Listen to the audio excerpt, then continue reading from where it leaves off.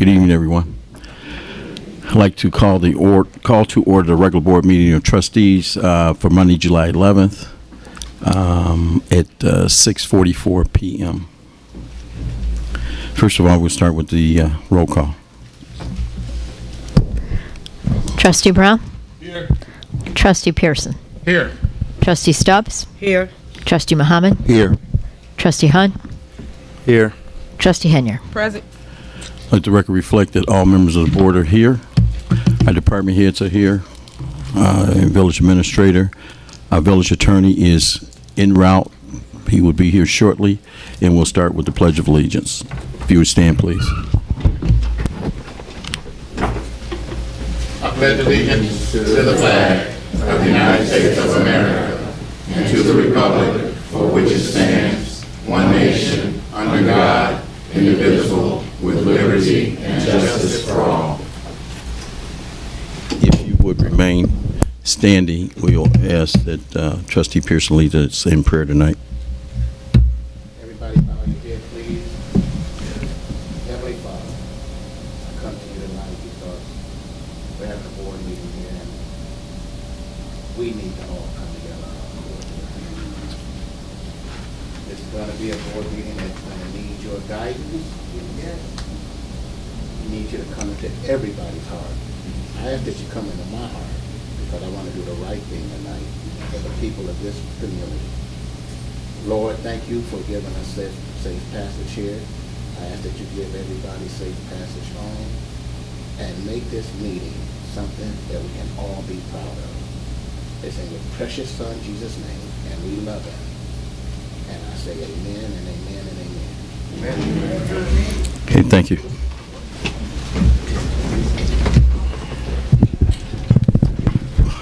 First thing on the agenda is the village clerk's report. Thank you, Mr. Mayor and trustees. Under A, approval of the minutes.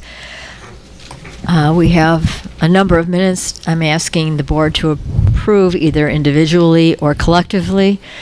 They would be the April 21st, 2016 special meeting, Committee of the Whole, May 9th, 2016 special meeting, Committee of the Whole, June 6th, 2016 regular meeting, Board of Trustees, June 9, 2016 special meeting, Board of Trustees, June 20, 2016 public hearing, June 20, 2016 regular meeting, Board of Trustees, and June 27, 2016 special meeting, Board of Trustees. I make a motion we approve all minutes listed in our agenda. Second. It's been motioned and seconded to approve all the meetings, special meetings, along with the public hearing and regular meetings minutes. Any discussion? No discussion. Roll call. Trustee Brown? Aye. Trustee Pearson? Aye. Trustee Stubbs? Aye. Trustee Muhammad? Aye. Trustee Hunt? Aye. Trustee Henier? Aye. Motion carries, 6 ayes. Next thing, Madam Clerk. Yes, Mayor, I have one communication for a tag day request for the Dazzling Dancers Majorette team, out of Dolton, Illinois. They're requesting permission to tag in the village of Dolton on August 12th and August 13th. That's a Friday and Saturday of August from 10 a.m. to 5 p.m. And they are asking specifically to tag at 148th Street and Chicago Road. They anticipate a number, approximately 20 persons out there to tag at 148th and Chicago Road on August 12th and August 13th. Okay. Excuse me. Is any member representative from this organization? Okay. Are you sure you want to tag at 148th and Chicago Road? I can't tell you what I think would be best location, but the 148th and Chicago Road is a residential area there. Usually when they tag on Sibley Boulevard, Lincoln, 142nd. So that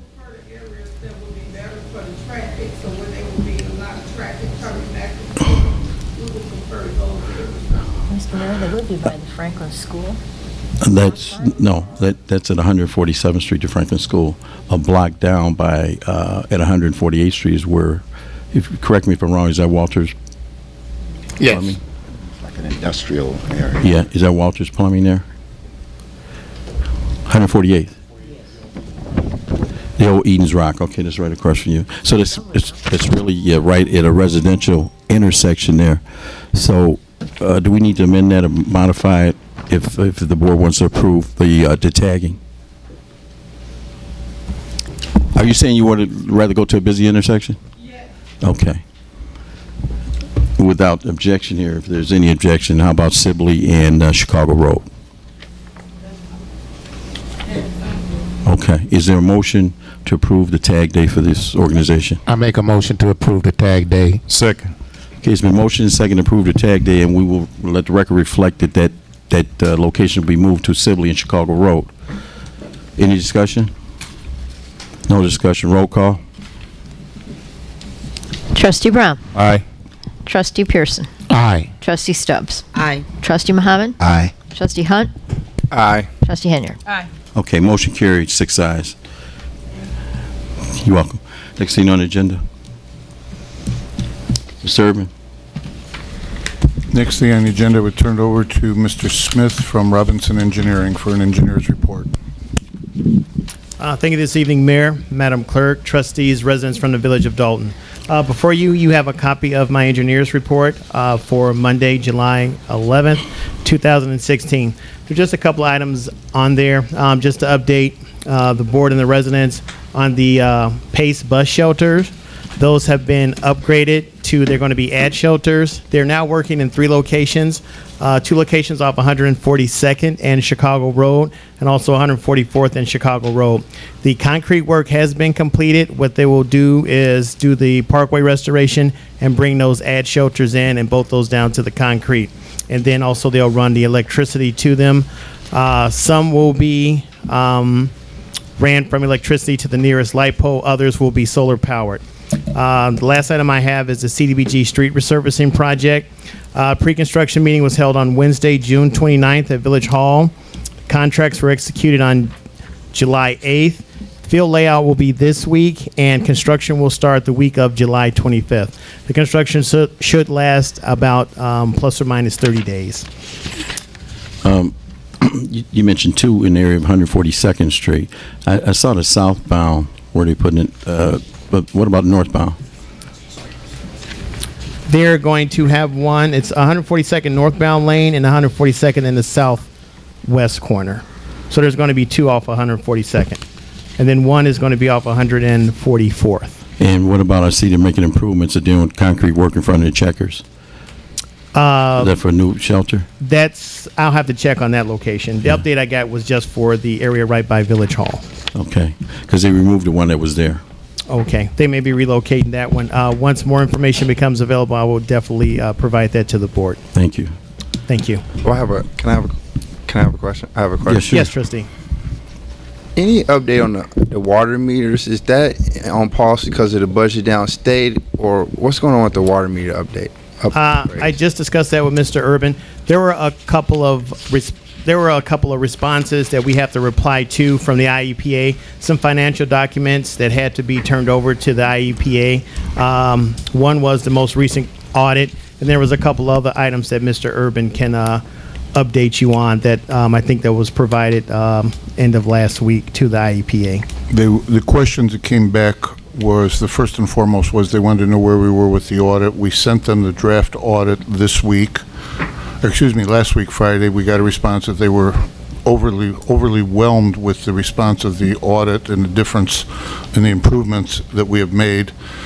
Ms. Redmond and Brian in the Water Department today drafted the response to the other 4 questions that they had.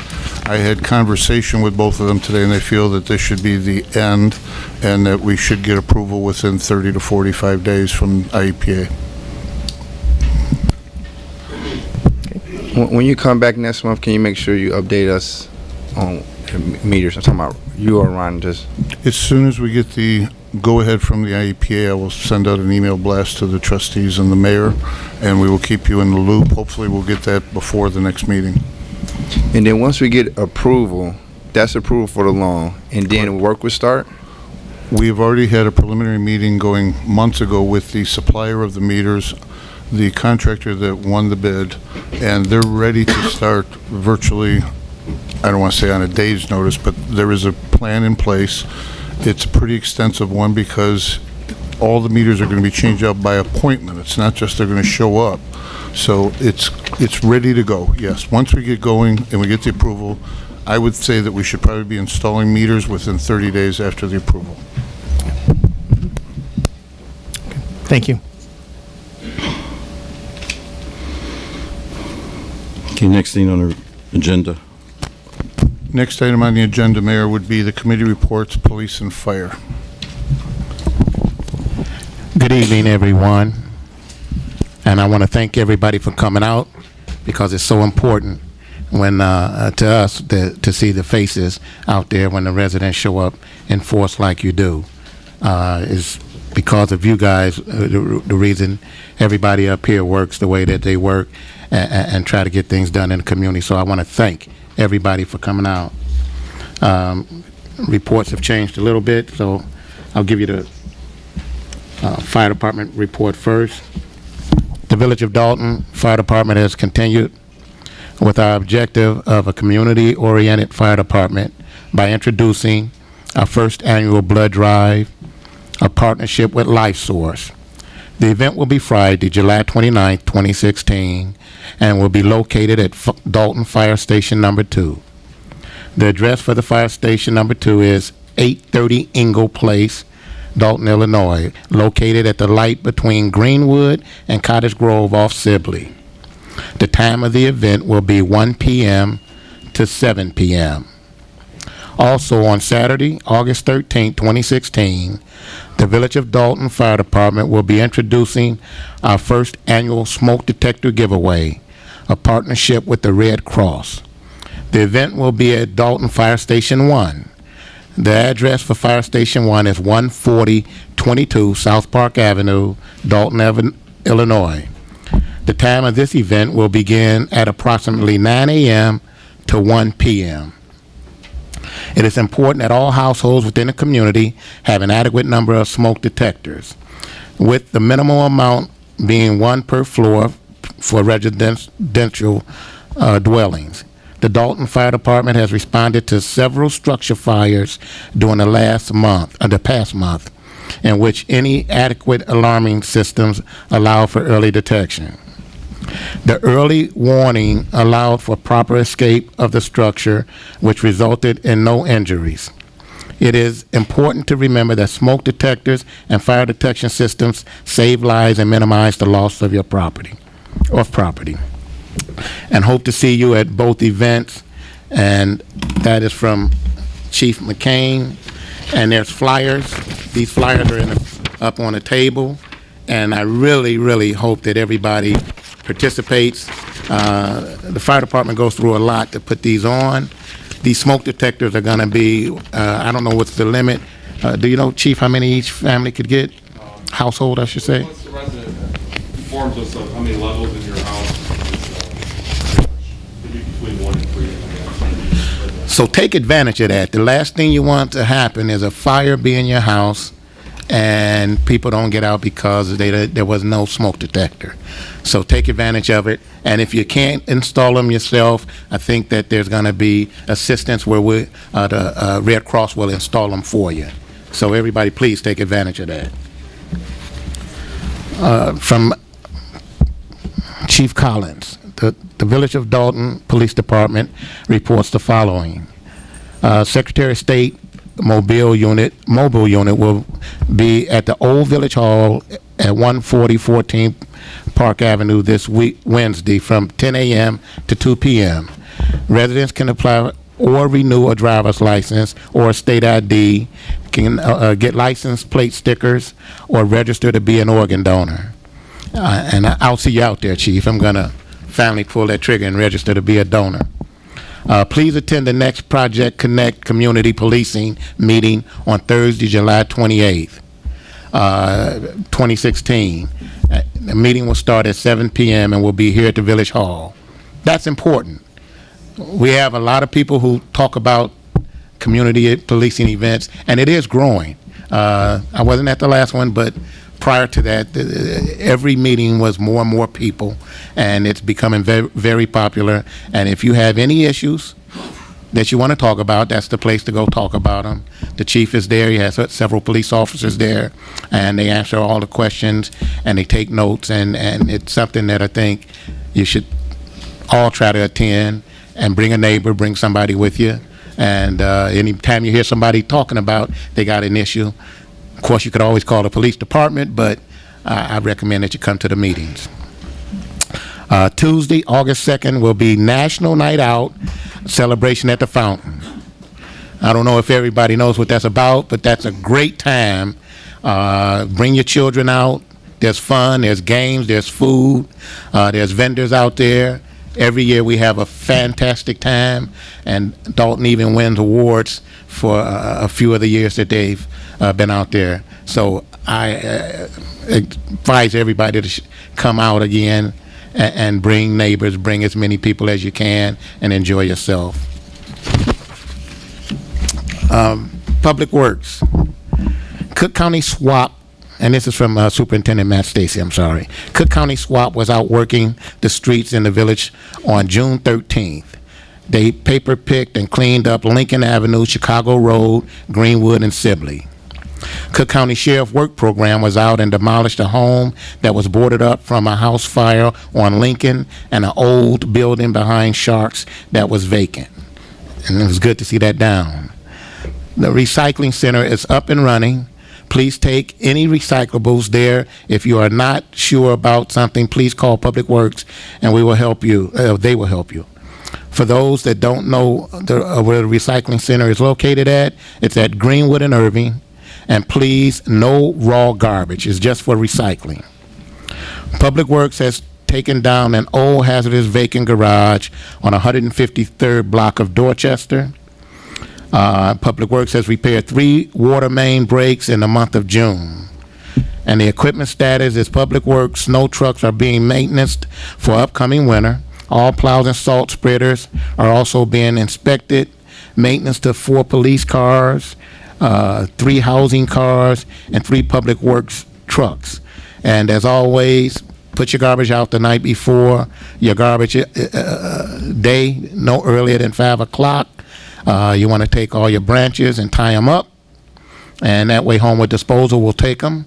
If not, then you have to call the village to pick them up, but you want to tie them up because we pay for that service. And that's all I have today, Mayor. Okay, thank you, Trustee Pearson. Mayor, the next committee report would be Housing. Good evening, everyone. There were 50 homes sold, purchased. The highest sale price was $140,000. The lowest price was $7,000. That's from the Housing Department, Ms. Denise Fields. That's all I have for housing. Just a quick reminder, Mayor, if you don't mind. On June the 11th, at 9 o'clock, at the Old Village Hall, is the village-wide electronic recycling program. This is the program where you can bring anything that's electronic, old TVs, anything with a cord, toasters, microwave, so on and so forth. And we will be glad to take them off your hand, unload them out the car if you're not able to, and dispose of them for you. Last month, we had a great success. We filled 8 cartons. We had those gigantic big screen TVs, the real bulky ones. We had approximately 10 of those. So I'll look forward to seeing you on July the 11th. Trustee, being anal about this, I think it's July 16th. I'm sorry, July 16th. Thank you. That would have been today. Okay. Oh, no. Okay. So that will be July 16th. Pardon me. Thank you, and I look forward to seeing you on July 16th. That's the end of my report. Okay, thank you. Next topic would be the Melanie Fitness Center. Yes, Mayor, if you would permit us to move the Melanie Fitness under new business item A, with their permission. Also, there is no youth report, but I do have a report on the Finance Committee of the whole. The draft for the fiscal year 15 audit was made available to Administrator Urban and the Finance Department on Friday, July 1st, 2016. The final document to complete the fiscal year 15 audit was requested and submitted to Lauterbach and Amen on the same day. The file is currently in review, and the final report will be available soon. The fieldwork for fiscal year 16 audit is scheduled to begin on August 8, 2016. We expect to have that audit complete within 30 to 45 days. Once done, we will have completed 3 audits in 1 year time span. The final fiscal year 17 revenue and expense projections will be added to our system by midweek. Budget to actual reports for May and June will be produced and distributed to trustees and department heads for review. We have started to receive revenues from red light camera violations. The total collected for April violations was $12,155. We anticipate a collection rate of approximately $100,000 for the month of May to be received by July 15th. Lastly, water delinquency collections are at an all-time high. In the month of May, we have collected $740,617.83 in past due water bills. The collections for the month of June exceeded May's rate and totaled $793,068.98. For the first 4 business days of July, we collected $145,631.07. These figures represent amounts owed from customers with utility balances of 120 days or more past due. As of July 8th, there is $2,217,391.52 in unpaid 120 days or more past due in water bills. And that's the end of my reports, Mayor. Okay, thank you. Next item, Mayor, would be the trustees' reports. Okay, any trustee that would like to address this board, you do so? Trustee Brown? Yes, thank you, Mayor. Good evening, ladies and gentlemen. I'd like to report out on some career job activities. Field maintenance technician. Contract and preservation company is looking to immediately hire someone who possesses the following skills and abilities to manage below scopes of responsibilities. Ability to use familiar with basic hand tools, power tools, generators, compressors. No fear of heights. Able to complete through grass cuts, snow removal, minor roof patches, property conditions, winterization, securing lock changes, board ups, repair windows. You can contact the hiring manager, Vaughn, or either Kevin. You can contact Vaughn or either Kevin. The number is 708-914-4274. 708-914-4274. That's a field maintenance technician, and they're hiring as I speak. So please contact them if you have anyone that needs to pick up a little lightweight career. Now I'm going to speak on something that's very dear to my heart, the U.S. Postal Service. Average starting pay for the Postal Service is $20 an hour. The U.S. Postal Service job offers many fantastic benefits, including full federal benefits, paid vacations, paid training, no expense necessary. Get started today. Thousands of positions available. Mail carriers, mail handlers, mail process, custodians, garagemen, tractor trailer drivers, window clerks, clerk typists, and also corporate positions. Minimum requirements to qualify for the Postal Service: you must be 18 years of age and must be a U.S. citizen. Reporting now from the Thornton Township Crisis Response and Information Line. Thornton Township Youth and Family Services is now offering 24-hour crisis response and information to Thornton Township residents. Call 708-957-6745.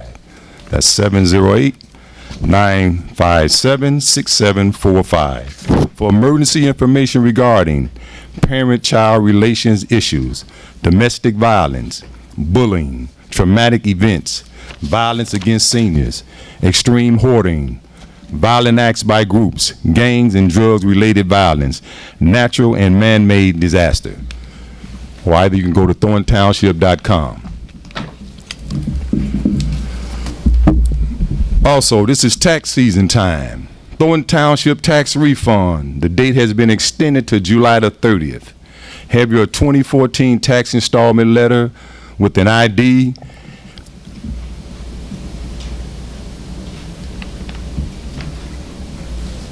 and a utility bill. The name, the ID and utility bill, name and address must match. This is a homeowner exempt refund only for Thornton Township residents. So please, ladies and gentlemen, contact thorntownship.com or either call 708-985-3190. That's 708-985-3190. That's the tax refund that Thornton Township is reimbursing back to individuals that live in Thornton Township.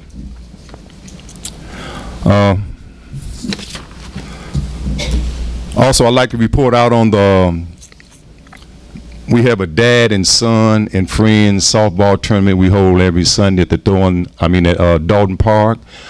Game time is 5 o'clock, 6 o'clock, and 7 o'clock. Every Sunday we're out at Dolton Park and we're actually bringing dads together, uniting back with their sons and also friends. So we had a great time out there this past Sunday. We've been out there since the beginning of May, and every Sunday we get more and more dads come out and play 16-inch softball with their sons, and they're actually bringing a friend with them. We actually have a couple of uncles out there now. So if you'd like to come out and see some good 16-inch softball, come out to Dolton Park every Sunday. Starts at 5 p.m. Thank you. Ending my report. Trustee Brown. Any other trustee? Yes, Mayor, I have a report. Go ahead, Trustee Henry. Good evening, residents. Thank you guys for coming out this evening. I have two things. One, everyone knows that I'm very passionate about housing here in the village of Dolton, and I pray and want you to keep your home. So, if you're facing foreclosure, in need of assistance, or any issues whatsoever as it relates to housing, please, please contact myself at 708-297-6859. Again, that number is 708-297-6859. That's for anything relating to foreclosure or just need assistance so I can direct you in the right direction, please. Last but not least, myself and Trustee Brown started a cancer fund here in the village of Dolton for residents that's facing chemo, radiation, need help with your medicine, your pills, or anything like that. It's sponsored by Abundant Living, which is a church in town. So if you need help or assistance, please, again, contact myself. And my number for the third time is 708-297-6859. Again, please use these resources as we give them out. Thank you. End of my report, Mayor. Okay, thank you, Trustee Henry. Anyone else? Okay.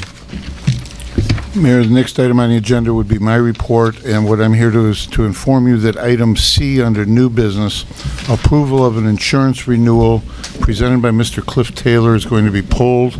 I believe each one of the trustees and the mayor received an email from Mr. Taylor explaining that they needed a little bit more time to prepare the best possible insurance plan, and I'm actually meeting with him later this week to go over some details. We've had initial conversations on the phone.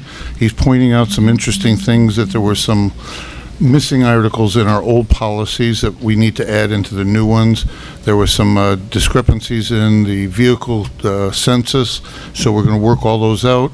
He has assured us, and it's been verified, that our coverage has been extended. We are fully covered. We've had a couple of calls regarding our insurance policy expiring today, and he has jumped right on top of it and informed them and given copies of the extension. So that's what I have in my report, Mayor. This will, this will probably be prepared to come back before the board at the first meeting in August. We'll be ready to go. Thank you, Mayor. Okay, thank you. Next item on the agenda would be, excuse me, corporate bills, I'm sorry. I'd like to make a motion to be made on paying the corporate bills, corporate payments register number 54 of $1,493,613.02 with a gross payroll of $450,619.93 with Melanie Fitness register number 54 at $15,358.30 with a gross payroll of $4,391.62 with total corporate payments totaling $1,963,982.87. I make a motion that we pay the corporate bills in an amount of $1,963,982.87. Is there a second? Second. Okay, it's been motioned and seconded to pay the corporate bills as stated. Any discussion? No discussion. Roll call. Trustee Brown? Aye. Trustee Pearson? Aye. Trustee Stubbs? Aye. Trustee Muhammad? Aye. Trustee Hunt? Aye. Trustee Henyard? Aye. Motion carries 6 ayes. Thank you, Mayor. The next item would be old business. It would be ordinance number 16-016, adopting an appropriation and budget ordinance for the fiscal year 2016/17 fiscal year as presented by staff out of the Finance Department, spearheaded by Ms. Redmond.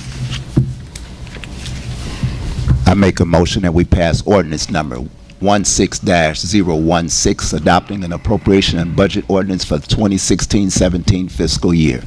Second.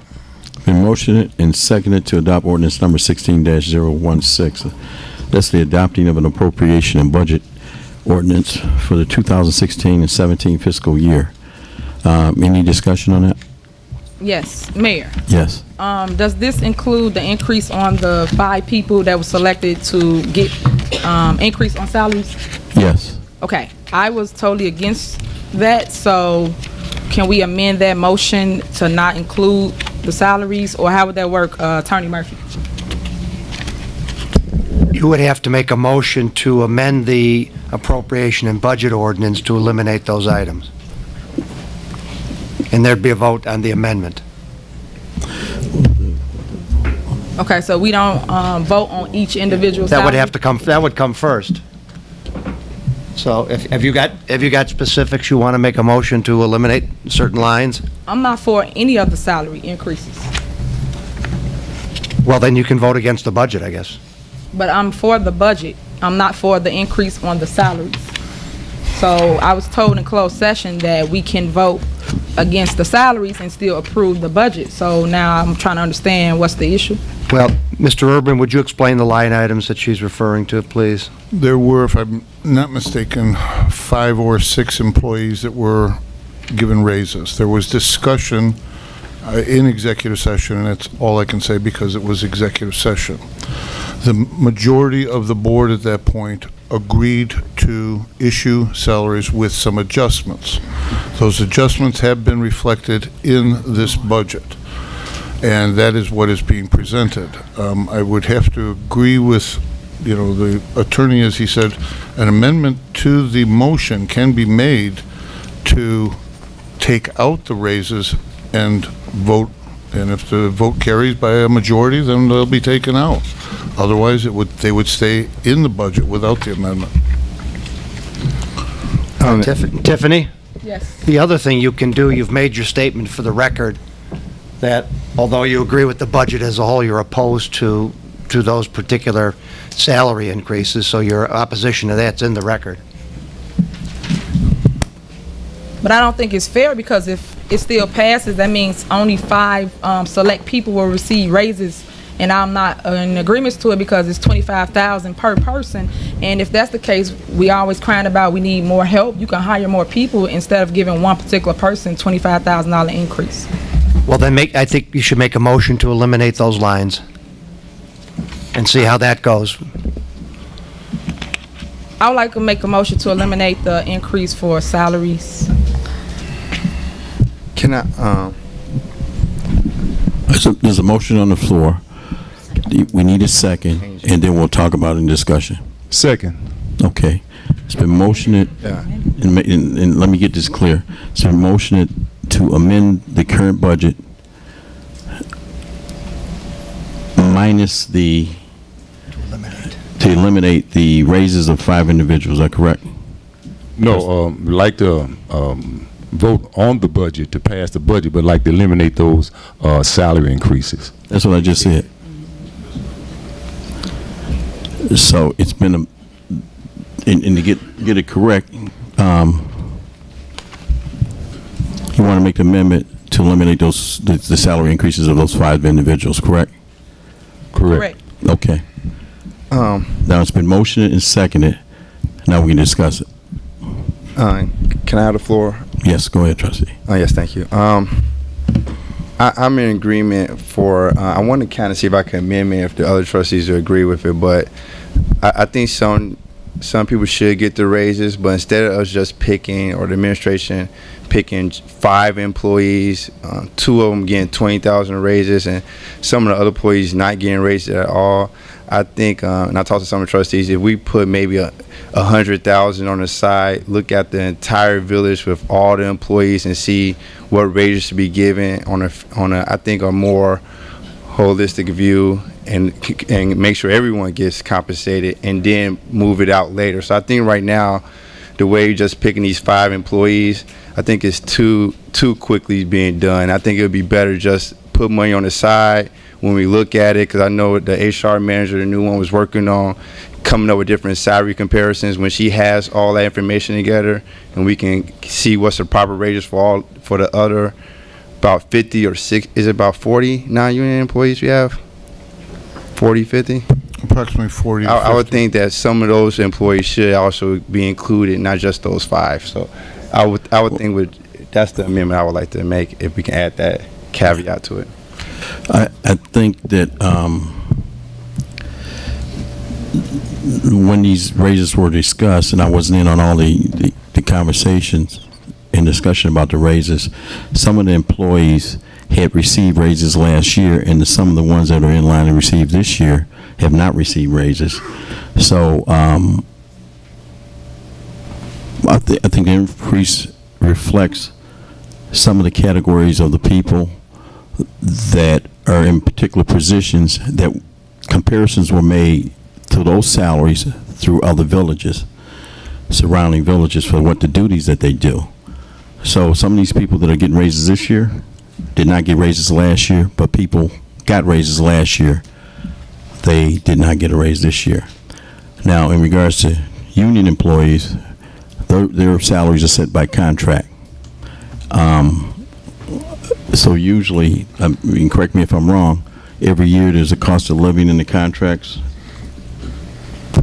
Yes, Mayor, it's either a cost of living or a set percentage increase by contractual agreement. Okay. So I don't think it's fair to say, well, all employees didn't get raises, because in some areas, some of those employees got raises based upon the longevity, based upon the duties that they do, and based upon them being in line with other municipalities in regards to the salaries. So I think we must take that in consideration. Mayor. Yes, go ahead. Reason being why I wasn't in support of taking 5 to 7 employees and giving an employee a $25,000 raise. Employee only been here 1 year, and you're going to give one employee $25,000 and give another employee $20,000 raise. And we got almost 40-some employees. Now, right, it was some that got a raise last go around, and that was just a handful. These some out lavish raises at one big lump sum. That's a lot of money. And we actually haven't really put out a plan on how we evaluating and benchmarks for these raises. Yeah. We're just throwing numbers out at individuals, and granted, some individuals do some on the spot awards that does some great things, but to employee working 1 year and getting a $25,000 raise, they don't have anything to work up to. You know, some of the employees were brought in as salaries where was not in comparison to other municipalities. And to be quite frank with you, in order to get good help, we're competitive, or we're trying to be competitive with other municipalities to get good qualified people. Do you take in consideration the longevity? Sure you do. Some of those people, like I said before, came in way under scale, and we've evaluated them, and we thought, by looking at comparison with other municipalities, that we would try to bring them up in line. One particular individual, contractor, formerly built houses, dissolved his business where he's making over $150,000 a year. We bought him in at $50,000. He said, if you give me a try, you know, I'll prove myself. And that individual has saved us over $250,000 in repairs. We had quotes of $170,000 to repair our fire department and police department roof, and he did it for $6,000 in material. So we try to look at the value of the individual and the cost savings that that individual brings with him in regards to establishing salaries. Another individual, we bought a professional human resource director in at way under what the other municipalities of our size pay their human resource director, and we evaluated it. She's taken us from where we should have been in the first place to where we are today in regards to organization in that department, making sure that we hire and fire. I don't like to use the word fire, but terminate if we need to, the proper way that reduces our liability in regards to hiring and firing. So you try to get good qualified people in these areas because the market is there, and people and municipalities and corporations are always looking for good people. So that's how we basically made our decisions, and we took in consideration that the raises that were given last year. So to carte blanche say all five is not deserving, I disagree. If you want to say maybe one or two and you looked at it and you did your research in regards to why you think they shouldn't get raises, I can understand that. But just say all five are not worth their value, I disagree with you. We're still open for further discussion, then we'll take a vote. To touch on that, not saying they're not deserving of it, but you just threw some qualifications on the human resource individual that hasn't had a chance to react to hire or terminate any employees. Our human resource director has, if I'm not mistaken, I'm not sure of the number of people that she's been directly involved in checking backgrounds to bring on new people. Matter of fact, our 50-20 program, our youth initiative for the summer, she went through all those backgrounds of the 50 youth that we hired for this village. And that's time consuming, and it's her responsibility to make sure that those backgrounds are accurate and that we get good people. And I totally agree, that's what human resource does, that. But our human resource person has terminated some employees. I'm not sure. But the main thing is to get to a point where we don't have to terminate employees is by doing good qualified backgrounds. And that's what we try to establish when you bring it on people. And of course, maintaining the security of the records and maintaining the integrity in the hiring process. So we don't hire people to terminate people. There's a cost to hiring people. Doing background checks, the police are involved. So that's what human resource directors do.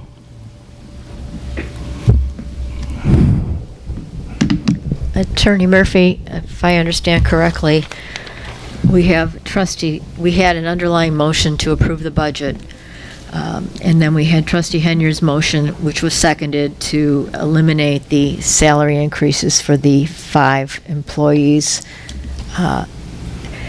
otherwise approving the budget.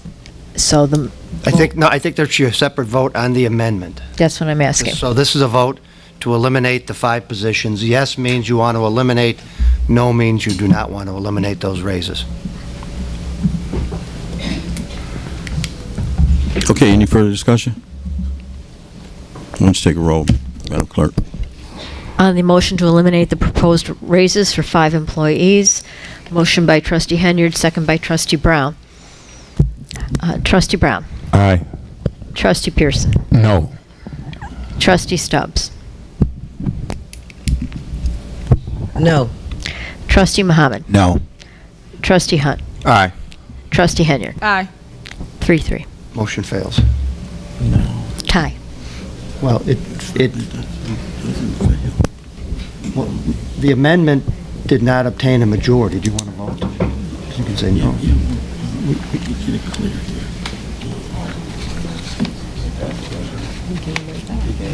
Yeah, the amendment, yeah, so the salaries stay. Yeah. Okay. You can go ahead and vote. You vote no. We'll vote no on that. Yeah, thanks. All right, so now the vote is on the original vote on the budget. The amendment having failed. I do, 3-3 fail? Amendment fails on the original motion 3 to 4. approve the budget by Trustee Muhammad, second by Trustee Pearson, as presented. Trustee Brown. Wait, Mayor, I have a question. Wait a minute, I Stan, have you're something to asking say, about too. the vote on the amendment. 3 on the amendment, 3 voted yes to eliminate the salary increases, 4 voted no. Mayor voted no? Yeah. Okay. I didn't hear that. And I do have a question, Mayor.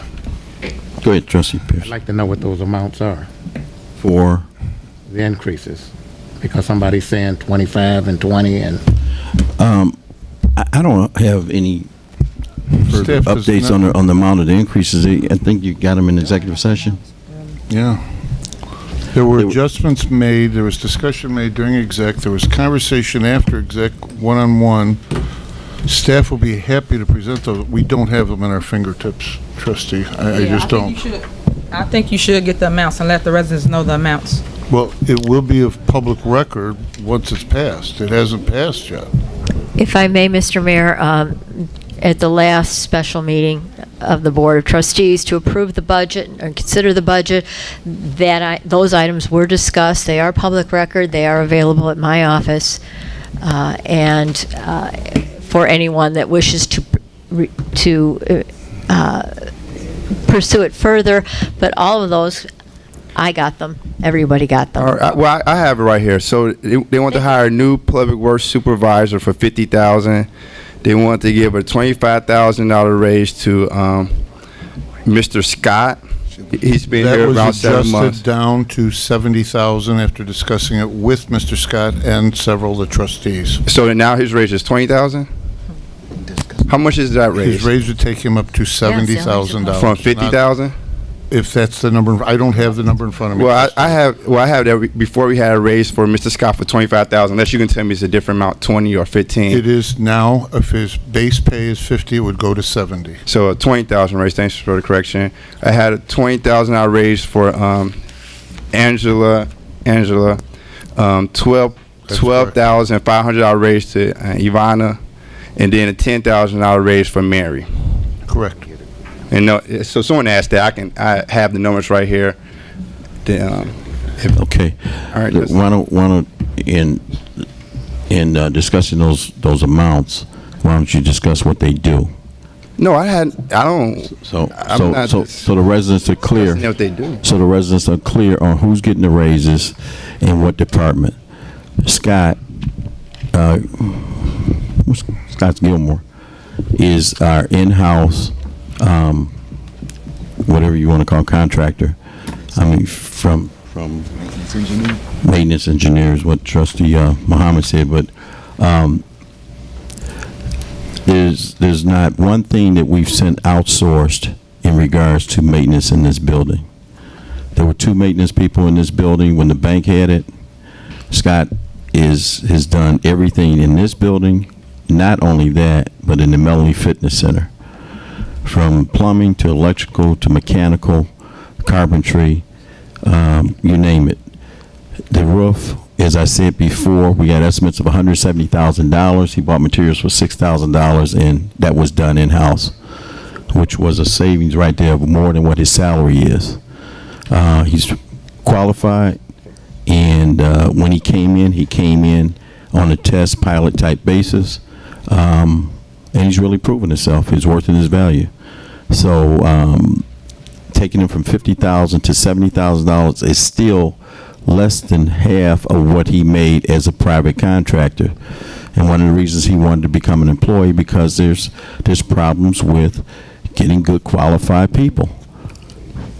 And he had problems with maintaining employees, and he decided to become an employee for the village. Mr. Mayor, if I may? Yes. I would just refer the trustees to the minutes that they approved this evening, many of which cover the meetings on the budget at which these items were discussed Okay. in detail. And thank you for that, Madam Clerk. But I think Trustee Hunt's objective was to let the residents know who was getting the salaries, how much they were getting. So, so at any rate, Scott was the first one. Angela Bleicher is our Human Resource Director. She went from, I'm not sure, was it 50,000 to 70,000? Okay. She's very well educated, pretty extensive background and experience, and she came in, she did a heck of a job in organizing our Human Resources Department. The other person is Yvonne Redmond. She came from the village of Riverdale. There was some movement there from what I understand in regards to administration changes. Very well qualified, came highly recommended by the auditors. And we took her from, I think, what was your raise? From 42 to 55, which we thought was a bargain as a person and director in regards to finance. Has did a terrific job in that area. Who was the next person? Mary Evans, my administrative assistant. Mary Evans was at $25,000 a year. Gave her a $10,000 raise. Very professional. Came from attorney's office for a number of years. Mary, how many? 10 years in the legal field. A very good asset for this village to have. And we try to get good qualified people in doing that, to try to keep those people. Was there someone else? Okay. That was it. Letting the residents know. Yeah, and I'm ready to do the vote, but just my last comment would be, I think that we can probably even go through the other 30 employees that's not even getting the cost of living increase and say why they should not get one. I just think it's unjust. And then my vote is going to reflect that I don't agree with the budget. But I don't want to have many conversations. That's just not how organizations I've been with were pick 5 employees and then not even give the other 30 or 40 a cost of living increase. And I just don't agree with that. And that's why my report is going to be no. In making these raises, and I didn't have total input on them, but I asked for them to do the research and look in comparison to what other municipalities employees make in those areas. And I'm not saying any of our other employees are less qualified or less deserving of raises, but some of those employees have received raises in the past, and you make a good suggestion in regards to looking at cost of living. But I know when we go through these budget hearings and all we really hear is cut. And at one time, there was some emphasis on just paying people $10 an hour, where everybody is not just worth $10 an hour. You really get what you pay for. So, so at any rate, when we have other hearings, and certainly we can amend this budget if you want to take in consideration the cost of living for other employees. This board has the power to do that. So You may want to bring that up at a later date. Any further discussion? Yeah, I'd just like to touch on to the ladies and gentlemen that were named for a raise. It's nothing personal or negative towards you, and you may have that good skill, without a doubt. We're here to look at dollars, manage dollars, and speaking for those individuals that's all the way on the bottom of the totem pole. Just as Trustee said about the cost of living, these individuals don't even get their name called, and to give someone a $20,000, $30,000, $40,000 raise, and you bypass people on the bottom line that didn't even get their name called. That's unfair. This was done unjust. It wasn't done decent in order. We don't have a set up evaluation benchmarks for these raises to be given out. So that's unfair. Well, first of all, let's correct it. There's That's no unfair for the residents that has to pay that money out because we're just picking who we want to get those large sum raises. Okay. That's unfair. First of all, there is no $30,000 and $40,000 raises.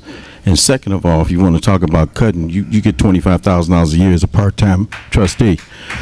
Why don't we start with our own salaries? And I spend every penny of mine right back in the community. That has nothing to do with bills it. for seniors. That has nothing I to done do had with it. people grass cut, so we want to get in each other's pockets, man.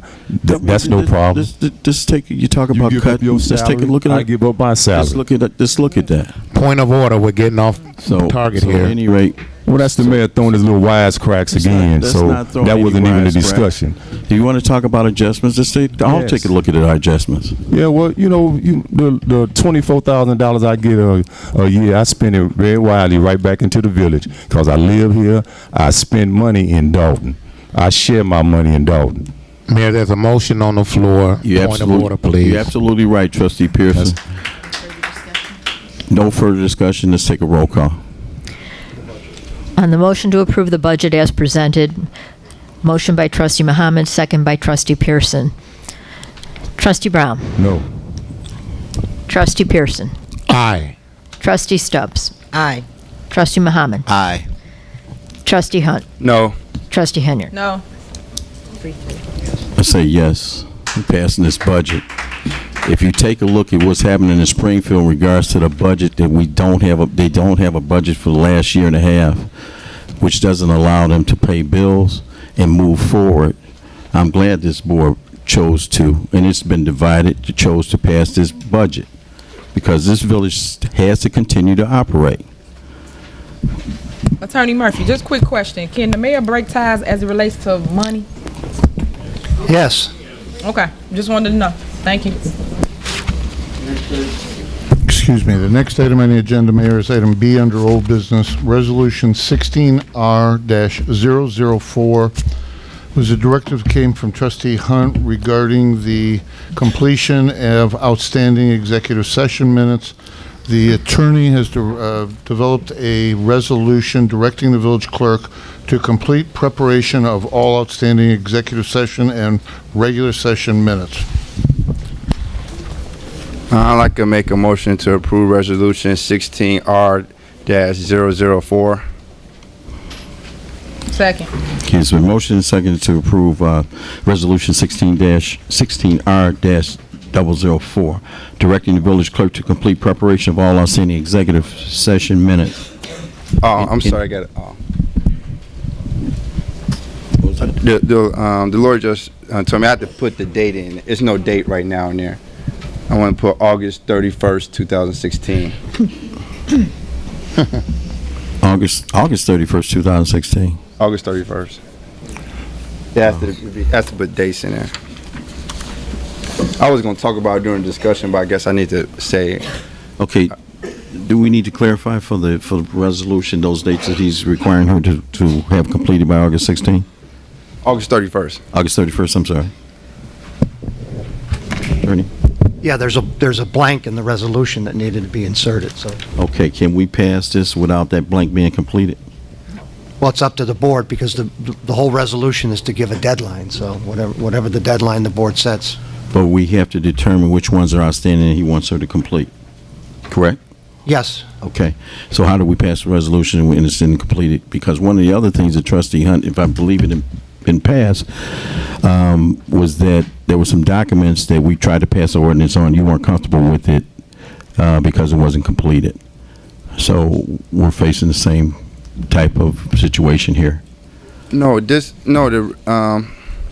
you look at the resolution, it's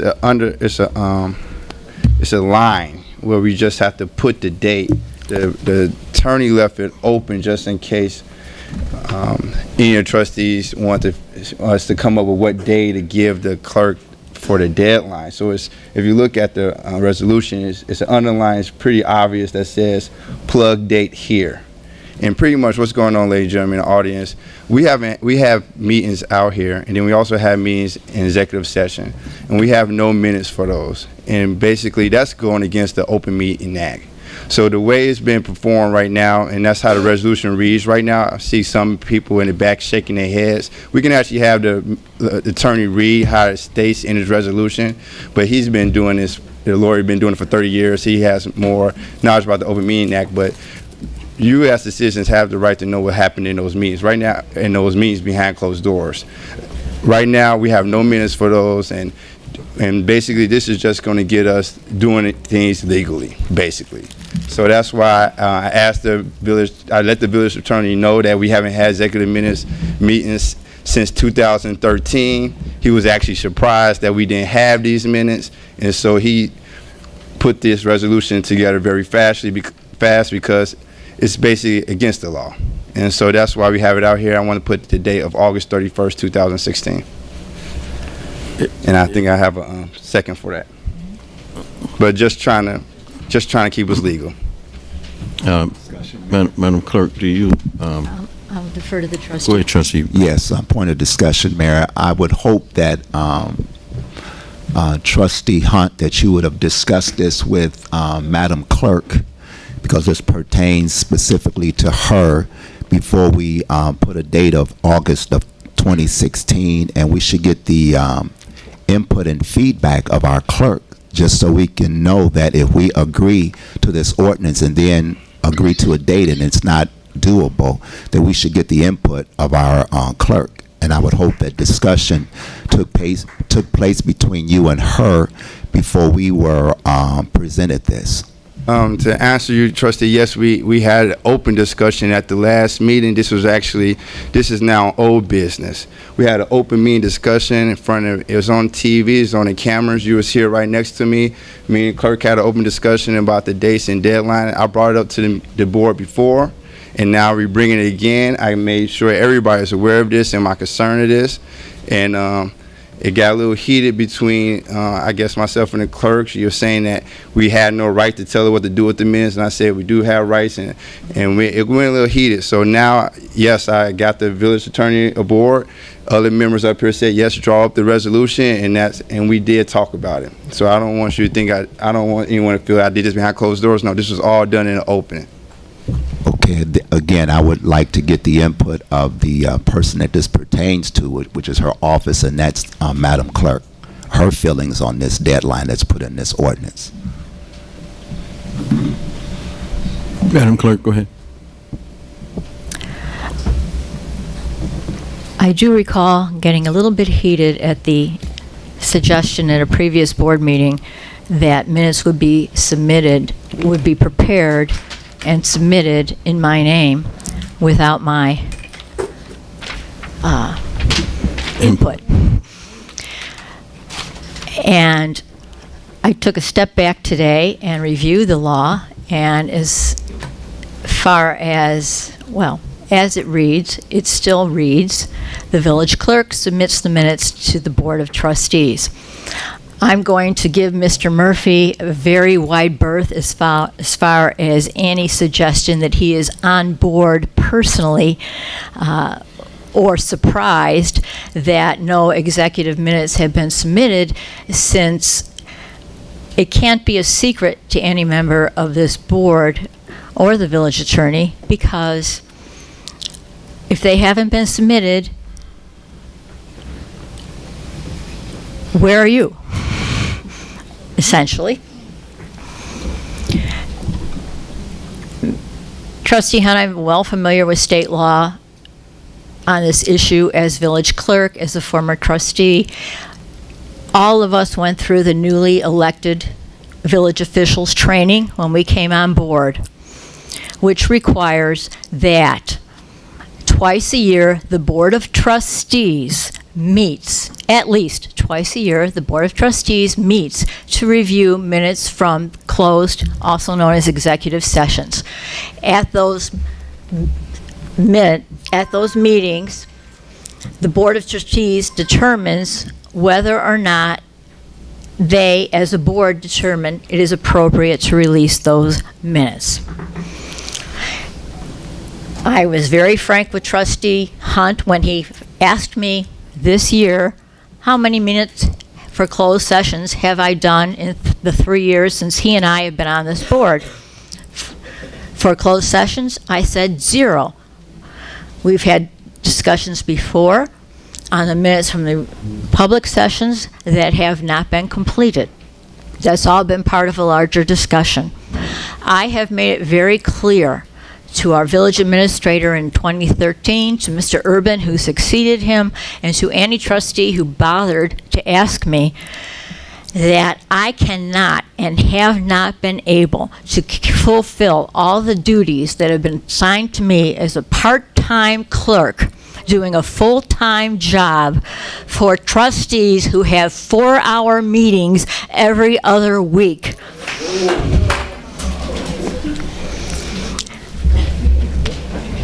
So this is no surprise to Mr. Murphy, to me, or to anybody else that's been paying any attention.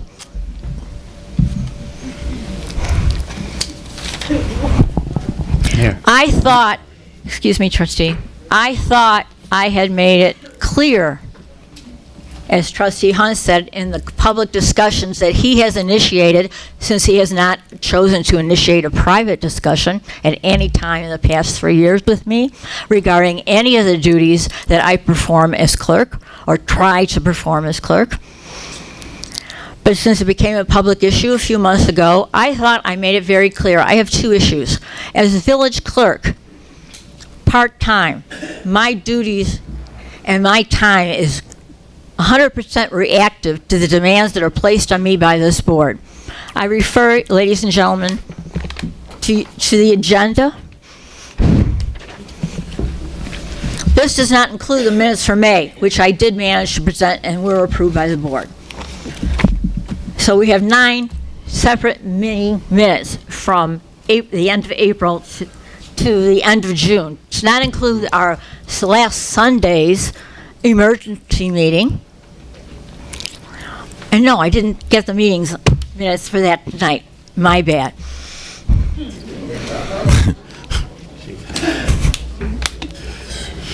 Take your time. Take your time. Thank you. Forgive me when I get ticked off. My voice goes dry. However, as much as I resent the suggestion that I have chosen not to do my job, despite A, making it very clear to the administration since I took office in the summer of 2013 that I can't do this all by myself, and repeatedly requesting that I have a part-time person to assist me, which I was told I was not going to get until my most recent conversations with the mayor and Mr. Urban. And thank you for passing the budget tonight, trustees, so I guess now I'm getting my part-time person. Anticipating that possibly that would not be one of the items that would have been motioned against on tonight's budget, I have had conversations with Ms. Blacher, our Human Resources Director, to move forward to add on a person who will assist me where I need it the most. That's not with the minutes of the executive board meetings, the closed sessions. Those are highly, highly confidential minutes. They can't be farmed out and expect that confidentiality will be protected. So my plan, which I thought I had conveyed to the entire board publicly, was give me somebody who will help me do my day-to-day, help me do the board meeting minutes, 7 in the past couple, 9, excuse me, I didn't include the May ones, in a 2-month period. Help me with the public sessions, help me with the Freedom of Information Act requests, help me with the subpoenas that are coming in, help me try and get all the ordinance that have been passed since our last village code was approved in 1988 to our publishing company, so we can get a code that's online and accessible and readable and current to the residents. Help me do all that. Give me a part-time person. I can do it. Well, tonight, this budget is passed and... I'm not done, Mayor. Oh, I'm sorry. I'm sorry.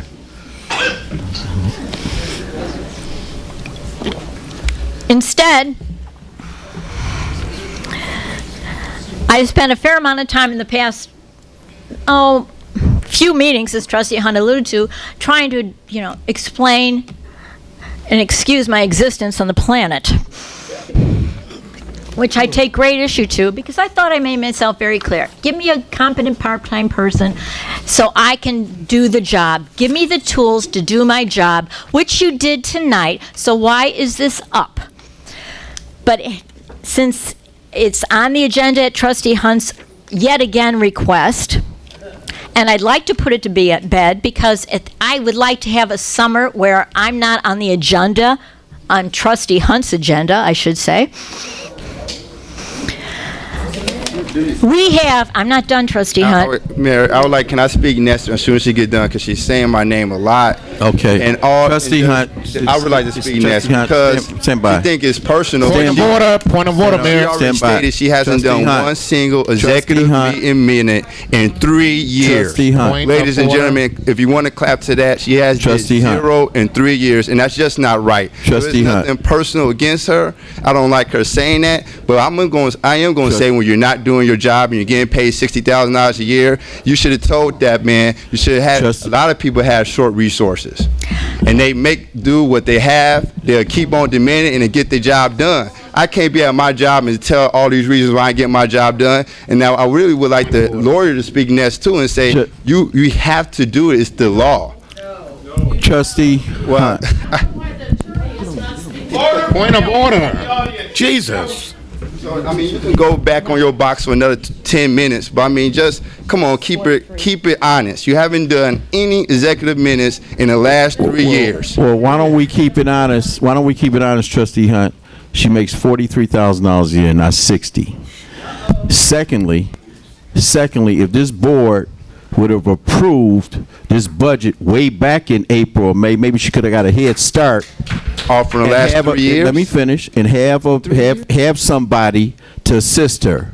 And even tonight, you wanted to not vote on this budget. You did vote against it.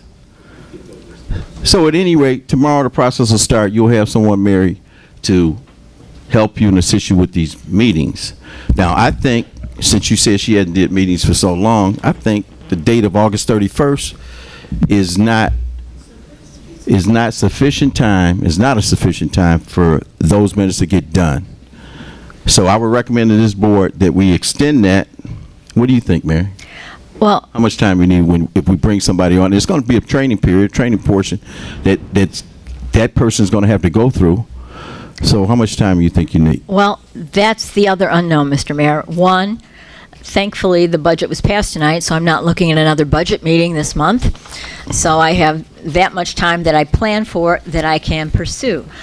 Secondly, I have no I haven't been hiding that I haven't done executive session minutes.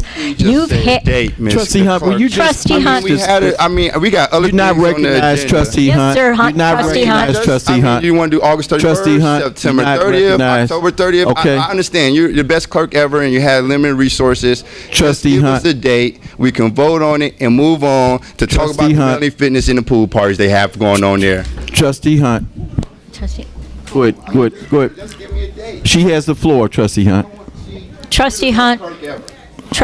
You are the best clerk ever. No, but I'm at least as good as the prior clerk.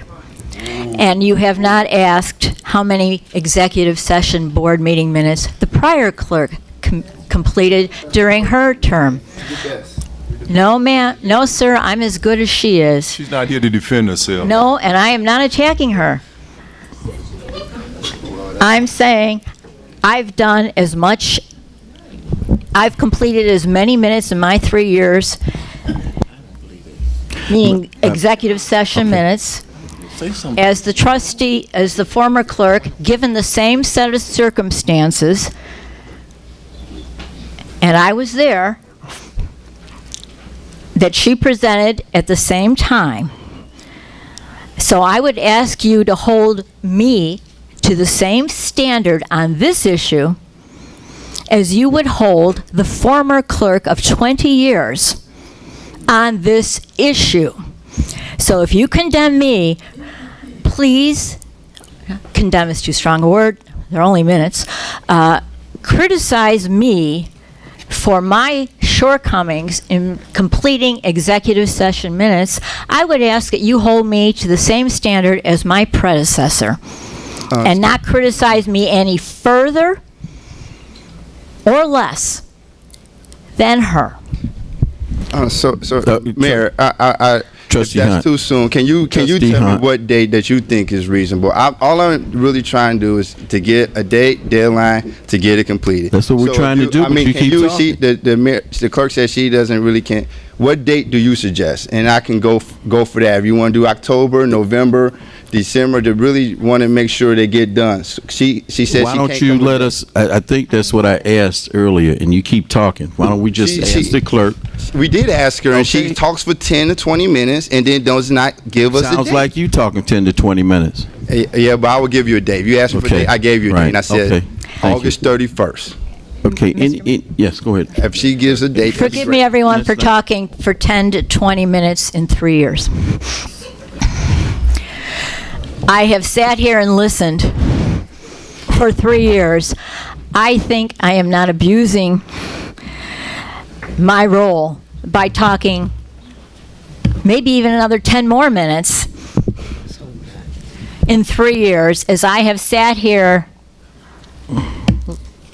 recording everyone else speak for 3+ years. So I would ask the trustees to give me the consideration that I have shown them for 3+ years in listening and recording them. But yeah, I want to go home tonight too. So, thank you, Mr. Mayor, and Trustee Muhammad, for asking me what I thought about a deadline. I don't understand how August 31st makes any sense to anyone who has not been in the village clerk's office for 3 years. But at least it's a finite deadline, which makes no sense, has no relative comparison to anything that I can understand, other than, thank you, we're not going to have a special board meeting this month or in August, so maybe, yeah, I can spend the rest of my summer vacation reliving our finest minutes of executive sessions. Toward that end, by my count, with help from my summer helper, Natalie, and Mr. Bradley, who's at the front desk, I asked them, can you give me a ballpark figure of what we're talking about? Since nobody else has asked, and I only have a relative idea. So we're talking 20-ish, as set forth in Attorney Murphy's resolution, approximately 20 meeting minutes from May of 2013. These do not include any meeting minutes for executive sessions prior to that. Not we all, Mr. Hunt, Trustee Henyard, Trustee Brown, Mayor and myself took office in May of 2013. So from the time I've been sworn in and acting as clerk, I count 20, and I may be off one or two, but I think I'm pretty accurate. 20 executive sessions, meaning after a board meeting, I've been here for 3 years listening to you, and job opportunities. You can suck it up. Madam Clerk. Madam Forgive me, Mr. Mayor. All due respect, Madam Clerk. All due respect. Get her, Mayor. Please do. It's not about getting her. It's not about getting her. Man, but come on, let's move on. I'm running the meeting here. I'm just saying, Mayor. I'm running the meeting here. Just saying, Mayor. It was not I'm my running the choice meeting to here. put That's this on what's the been part of agenda, the problem. Trustee Henyard. Madam Clerk. But she going on a rampage. That's all I'm saying. Madam Clerk, with all due respect, we hear you. This budget has been passed. You will get your help. Would November 30th, by the end of the year, would that work? Actually, Mr. Mayor, and I do apologize for taking a long way around the block here. I have 20 meetings from May of 2013, totaling 20-something plus hours. So if I stayed home between now and August 31st, Madam Clerk. I might be able to do it. But I have a suggestion, and I would actually ask the board for its input. Of those 20 meetings, almost half are from 2013. It seems to me those would be the ones that would be the most logical to start with, since Madam Clerk. bear with me, Mr. Mayor. Respecting you, Madam Clerk, but trying to move the meeting on forward too, respecting you. Would the end of the year work by the time? No, that's what I'm trying to say. It's The end just- of the year is not going to work for 20 hours unless I sit home and do nothing else. No, you're going to have assistance from a Mr. Mayor, an assistant cannot do the executive session meetings. okay. I have to have assistants to do the other items Okay. on the agenda. So I Point of order, can I change my motion? confidentiality. Here's what I suggest, and I would ask the trustees for their input. I would suggest starting with the minutes from 2013, because odds are the issues that were covered in 2013, at least some, are no longer the subject of litigation. Please understand, these closed sessions are all about potential litigation or employee issues. The older they are, the less likely they are to be a current concern. Madam Clerk. Please let me finish, Mr. Mayor. I'm actually Clerk. not rambling. Madam Clerk. Hold on. Trustee Hunt, hang on a minute. Madam Clerk. I'm not gonna have another trustee vote on my minutes. Right now, we're voting on Madam Clerk. Dale's minutes out there. She didn't get a Madam- chance to vote on her minutes. And Madam Clerk. Trustee Sabrina Smith. There is No. a blank That's in not a the good plan. ordinance.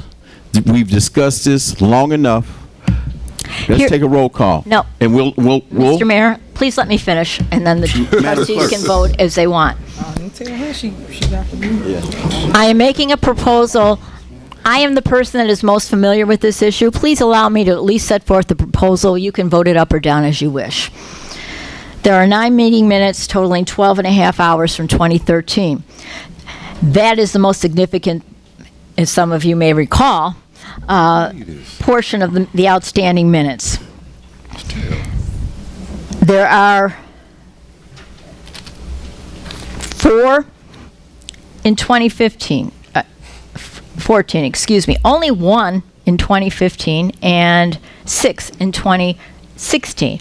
My personal preference would be to work backwards for those trustees who are on the board, who have firsthand and still can remember what they were discussing.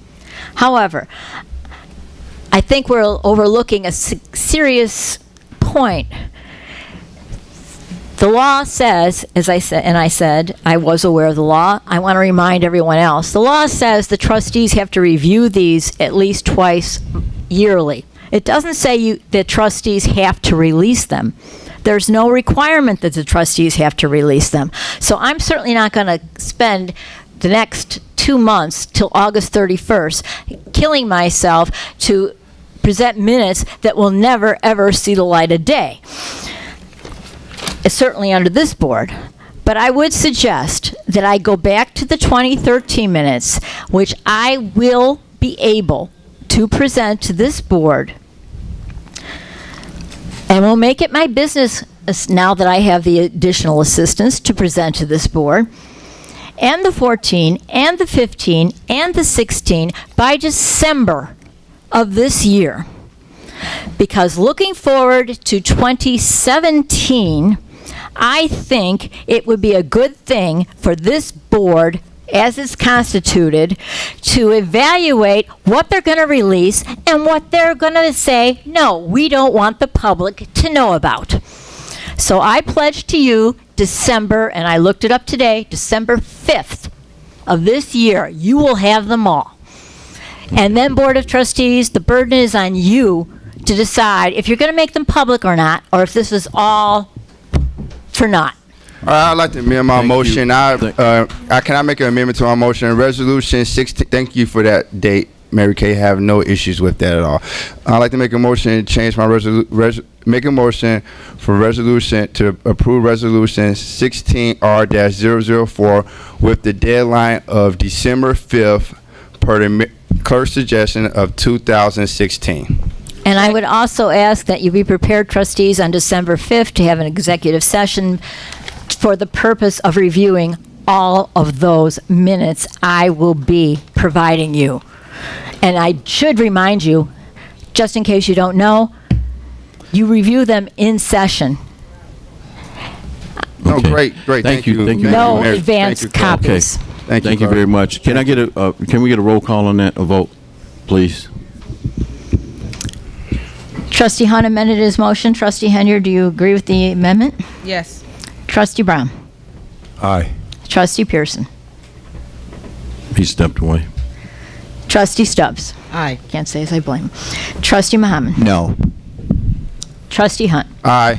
Trustee Henyard. Aye. Motion carries. Okay. 4 ayes. Motion carries. Okay. Next thing on the item, agenda. Mayor, would be under new business, A, rental policy for the Melanie Fitness Center. It's regarding the pricing of the rentals. I had the pleasure of meeting with the general manager and trustee Mohammed this past week, and they're recommending, as it is in an email that was sent and then I forwarded on to you, that the facility, no matter what the party is, the flat rate of $500 would apply, and that all events would require insurance. So the general manager and trustee, I believe, are looking for the support that any and all parties that would be hosted at the Melanie be at a $500 fee. That was the police security too, or did you take that out? I remember seeing police security. I prepared 2 pages of documents and submitted them in here that were drafts. They're clearly marked drafts. They are a combination of things from other communities that I researched online. In there, yes, on the one document it says for corporate parties that there would be a charge that the police would handle the security with off-duty part-time policemen. That is not what was brought forward today. It's just about the facility rental fee. The reason it has to come before you is just as I was explaining to the trustee and the general manager. I can't wake up one day, walk into my office and say I'm going to raise the water rates by 10 cents, or I'm going to lower the water rates by 10 cents. All pricing has to be passed and adopted by the board. So that's why we're here now, is to adopt a policy of what is going to be charged.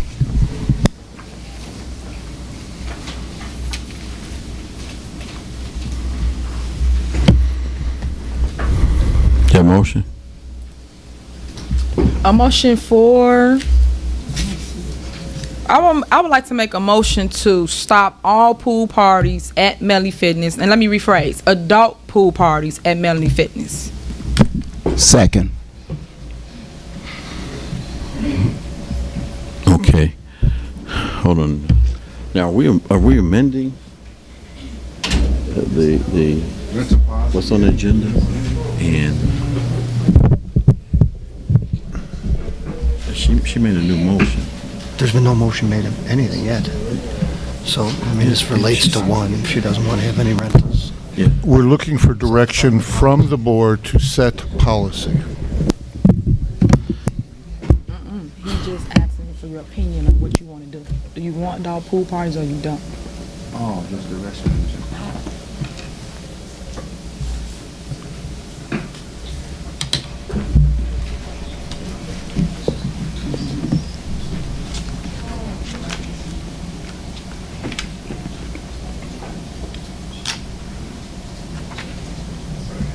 Here we go, rental application.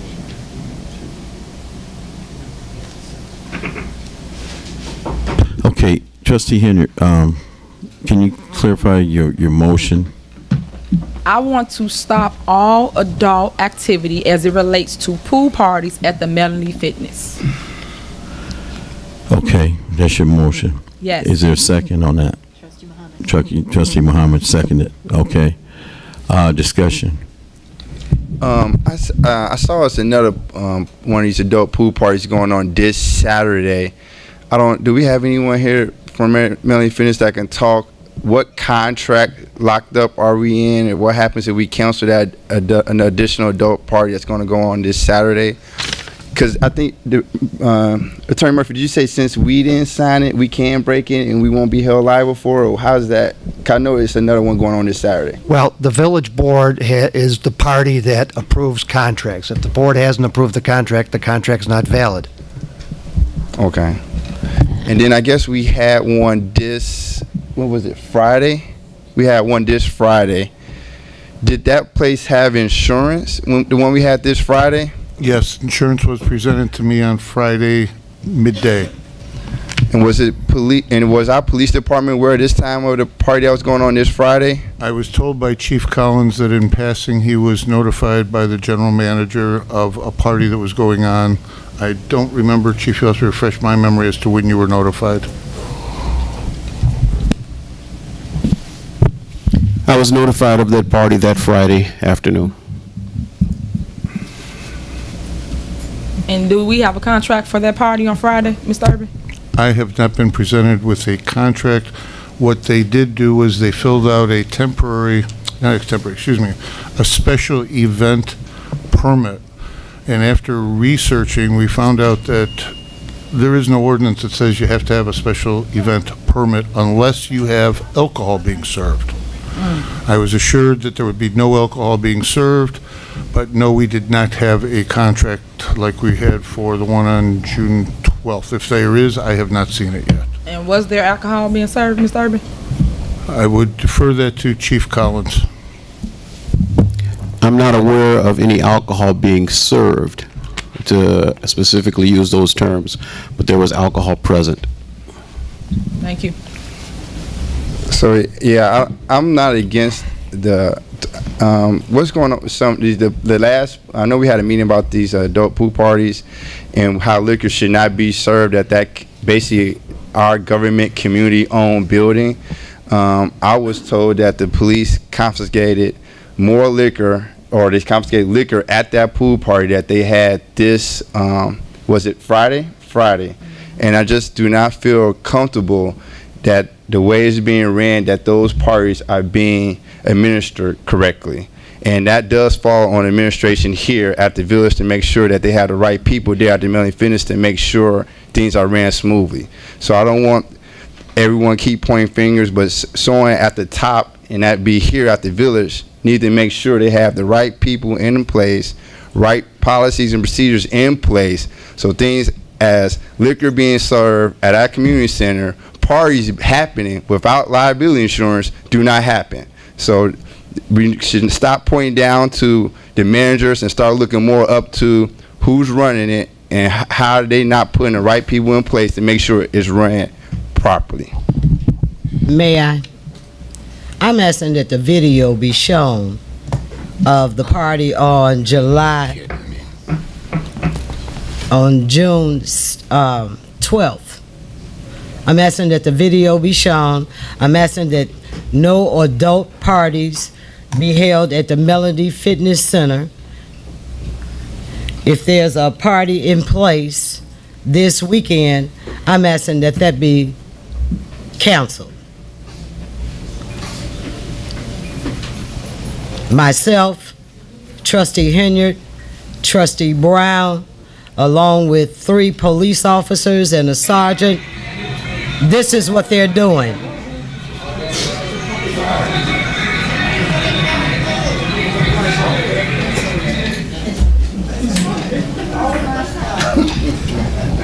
Excuse me, Friday, when we went over there was liquor on the premise. The young people IDs were not being checked.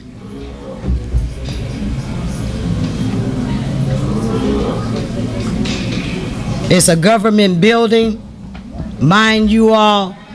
You know, there's children in this room. This should not be shown. Leave the room. This should not be shown at a board meeting. It should be shown. No, it shouldn't. You out of order. It shouldn't have been happening at the Melanie Fitness Center. No, it should. That's what you should have. That's what you should have been saying. It shouldn't be at the Melanie Fitness Center. Yes, you are correct. But this is showboating. We should not be showing. We're not showboating. We're telling you what's going on at our government facility that I had a special meeting for to ask that these type of parties are not to be held there at a government building. We're liable for lawsuits. I went in there. Liquor was confiscated, as Trustee Muhammad and the general manager, Ishmael Muhammad, stated that alcohol wasn't there. It was there. I saw it. Well, shame on this board. And therefore, I'm asking today, not only do we not have any adult parties there, that we, Mayor, I'm pleading that you take Trustee Muhammad off of that committee. Off of that committee. Because if this is what we are displaying, then that's appalling to me and every other woman that go to Melanie Fitness Center, and that's a government building. Mayor, can I speak? Go ahead, Trustee Pearson. First of all, I just want to make it clear that I have always disagreed with this party. I don't think we should have that kind of party on on Dolton's facilities. It's not right to me, and I wouldn't want my children or my daughters at a place like this. But this is showboating at its best. Why would we want to put a black eye on this village for people to look at across this state? We should be mature enough. I asked you, and I'm out of order. Yes, Hold it. I am. Trustee I asked you when I held the special meeting that you don't do this Trustee at the Melanie Fitness Center. Trustee Stubbs, let And Trustee it was Pearson done finish. anyway. These mics on? Yeah, okay. So the residents, the people of this state, get to see the mistakes that we make. Like, we're not intelligent enough to solve this. We did not have to have the news media here, and we did not have to show this, and everybody here probably agrees that it's wrong, and all we got to do is stop it. The next one, we can stop it right now. We're the board. We can vote to stop this, and we don't have to try to embarrass everybody. I said a prayer before that we all come together, but it looks like everybody wants to showboat and fight. At the last meeting that I called for a special meeting on a Sunday, Trustee Pearson, you sat next to me and called this board dysfunctional. Then you turned around and apologized. That's right. Now, when I called the special board meeting to stop this type of activity, that was just me talking. because you set up and held it again, same type of party, Friday, with alcohol at the facility, at a government facility that we are liable for. Well, get it straight. You said we held it again. I didn't hold it. I'm against it. I don't want to get anybody let on me get it record right. that I Trustee agree with Muhammad this. is the chairperson over that Melanie Fitness Center. Notwithstanding, his son is the general manager. He made that very clearly to myself, Trustee Brown, Trustee Henyard, and some of the residents. And I'm asking, Mayor, I'm pleading with you, Mayor, that you please remove Trustee Muhammad from the Melanie Fitness Center.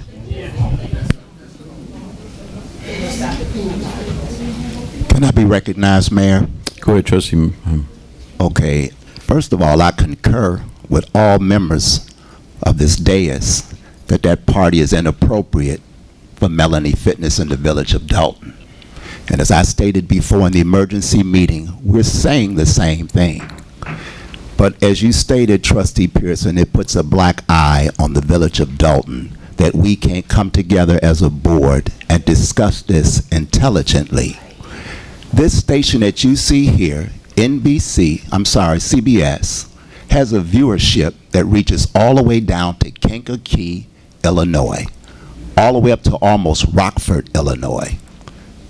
So if we call ourselves showboating, as you use that term, Trustee Pearson, we have to come under one accord. We all agree.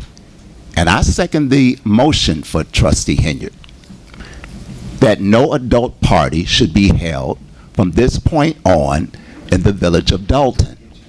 But now to take it further, to remove a trustee from a committee because of, I'll say, what happened at that time is really uncalled for. That's taking it too far, because now what you've done, you've discounted all the good that the trustee and others have done to that fitness center.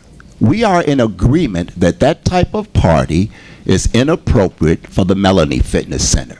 But to take it further, to remove trustees from chairmanships and whatever else you deem to do, I disagree with. So it's up to this board to come to an agreement, which I think we have, because I second the trustee's motion, that no adult party should be held. And that's my opinion on that, Trustee. Thank you. Mayor. Go ahead. May I please respond to that? When I held on July 3rd, a special board meeting, Trustee Muhammad, you had the news media or somebody call ABC, if I'm not mistaken. Somebody called ABC. We could have squashed it there among ourselves.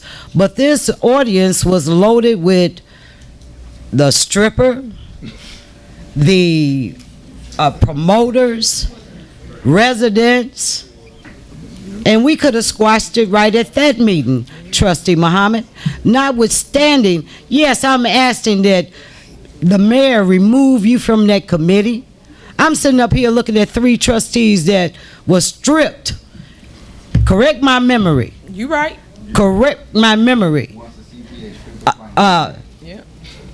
Trustee Henyard, Trustee Hunt, and Trustee Brown was stripped from their committees. And I'm asking that you be, and they, to my knowledge, to my understanding, it wasn't as nearly as insulting as having this type of activity at a government building that we own. So I'm still pleading with you, Mayor. Please remove Trustee Dwayne Muhammad from that committee, from Melanie Fitness Center. Can I say something? Can I have the floor? Go ahead, Trustee Hunt. And I'm actually kind of glad that CBS is here and from Kankakee, because honestly, last week some of these one trustee when we told them that that party will be uninsured and we'd be liable for a $1 million lawsuit if any accident happened there, they said still have the party. And so I'm glad the trustees, the one trustee had a change of heart. Well, one was borderline, but I guess when they saw what was going on and a different different channel came out here, they said, you know what, that we need to shut it down. So sometimes when you get the public involved and get television involved, people start saying, they look around and say, oh, I can't do that anymore. But they was going to have another one this Saturday. They knew what happened at the party this Friday, but I guess when they saw the TV cameras here, no one from Melanie Fitness is here today. It's the reason. They knew what was going to happen, and they got scared. And I'm glad it happened and glad it came out, because sometimes TV keep people honest. Mayor, can I have the floor? Go ahead. I totally agree with Trustee Stubbs. We went to that party on Friday, and the way we was treated was so disrespectful. And everybody know I got tough skin, but for the general manager to come in my face and basically intimidate me and tell me to remove myself from a public parkway, which I was standing on the sidewalk, I can literally feel the mist from his spit on my face. And he said, you need to leave. You shouldn't even be here. I have every right, just like everybody else, to be at that location.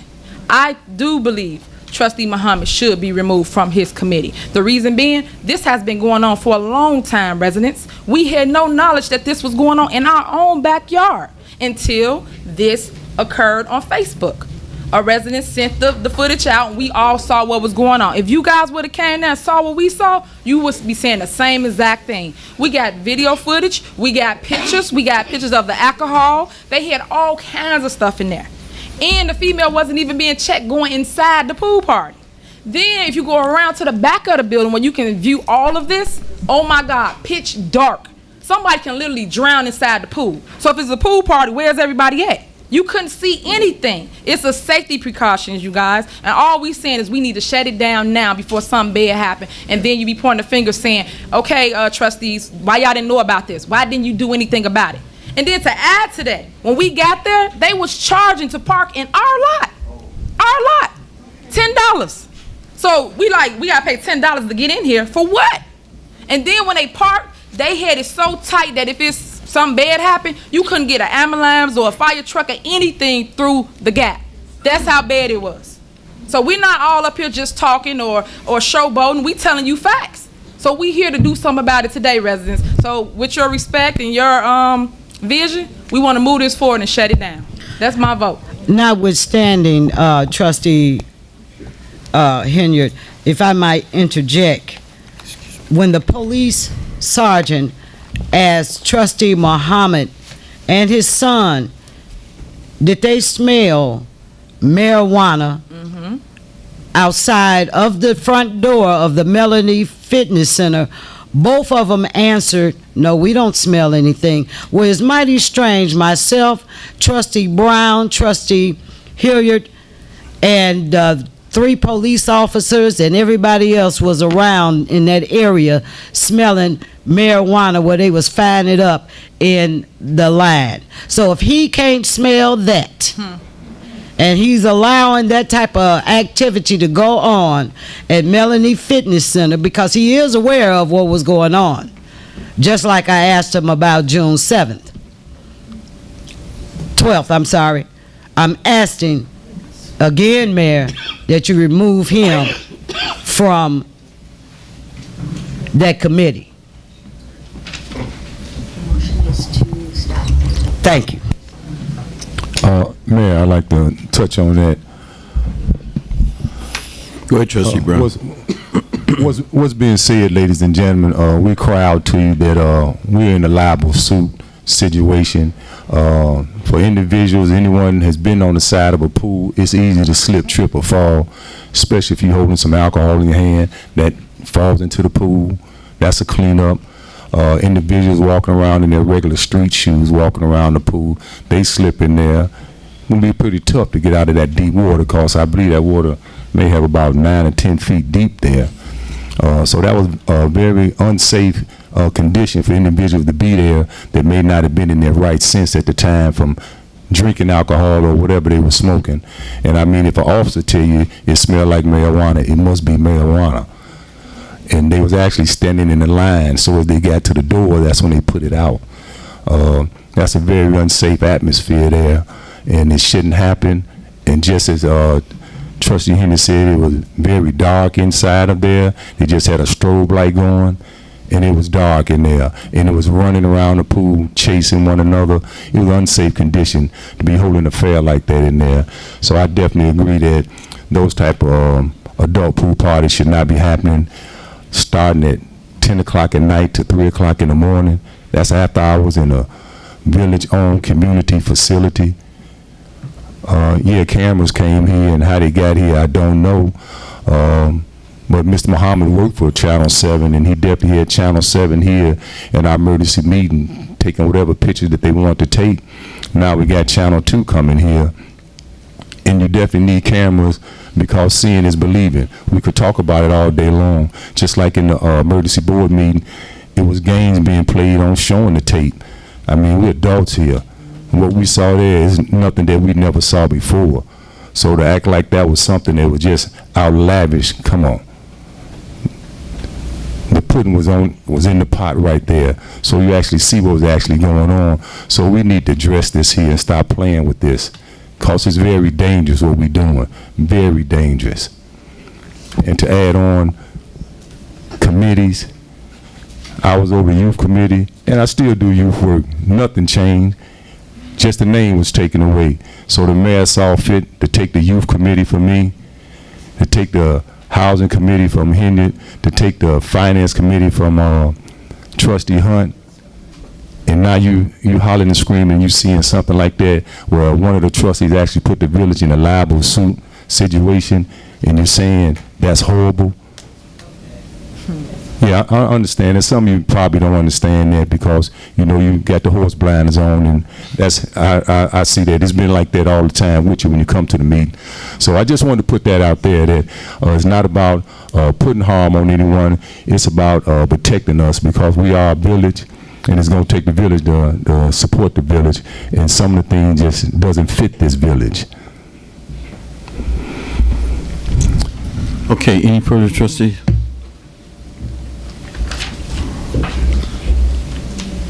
There's a motion on the floor. Motion by Trustee Henyard, second by Trustee Muhammad to stop all adult pool parties at Melanie Fitness Center. So with that being said, if that should come across the board, if it's going to be any parties, or is it saying that it shouldn't be any the adult pool parties? Should some come across the board we can vote on? The motion is to stop all adult adult. pool parties.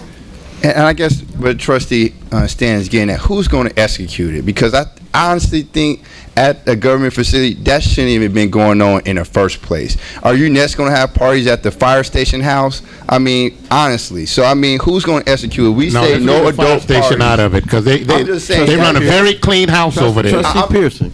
I'm just saying that facility is a government-owned building, and no party should have been going on like that. Period. And it didn't takes a genius to figure out that should never happen. So what my question is, when we say no adult, who's going to be in charge to execute and making sure that does not happen?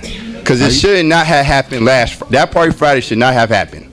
There's a motion on the floor. And so that's my question is, who's going to make sure it does not happen? Trustee, you can look into that later, but I don't think the word you're trying to use is execute that you want to use. You're talking about monitoring. Who's going to monitor whether this is done or not? Is that what you mean? Okay, but there's a motion on the floor. Discussion was over. Just take the roll. Trustee Brown? Aye. Trustee Pearson? Aye. Trustee Stubbs? Aye. Trustee Muhammad? Aye. Trustee Hunt? Aye. Trustee Henyard? Aye. All right, motion carries. At a later date, if you want to sit with the police or figure out something with the administrator or this body on how this ordinance is going to be implemented or executed, then that's another matter of a point that you can take. But just got to figure it out. Okay, next thing on the agenda. The next item on the agenda under new business would be the approval of a Comcast franchise agreement. I'm not sure if the Comcast representative is still here. I know he was here earlier. Yes, he is. Johan, you're here. Is he here? Yes, you want to make a If you'd like to step presentation, up Johan? In case there's any questions. Or is it necessary for you? Okay, come on up. It's a renewal of the existing franchise contract.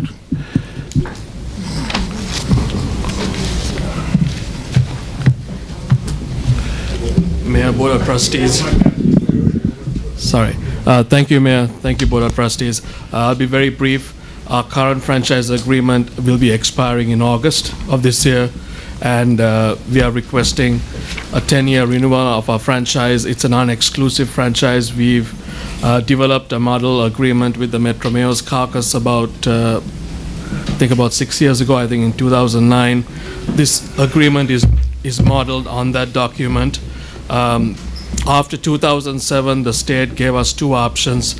One is to franchise locally with local municipalities. The other is to get a franchise through the state. It has been our practice to continue negotiating and getting a renewal with the local municipality. And this document is a product of that process. I got a question. I'm sorry. I got a question to ask.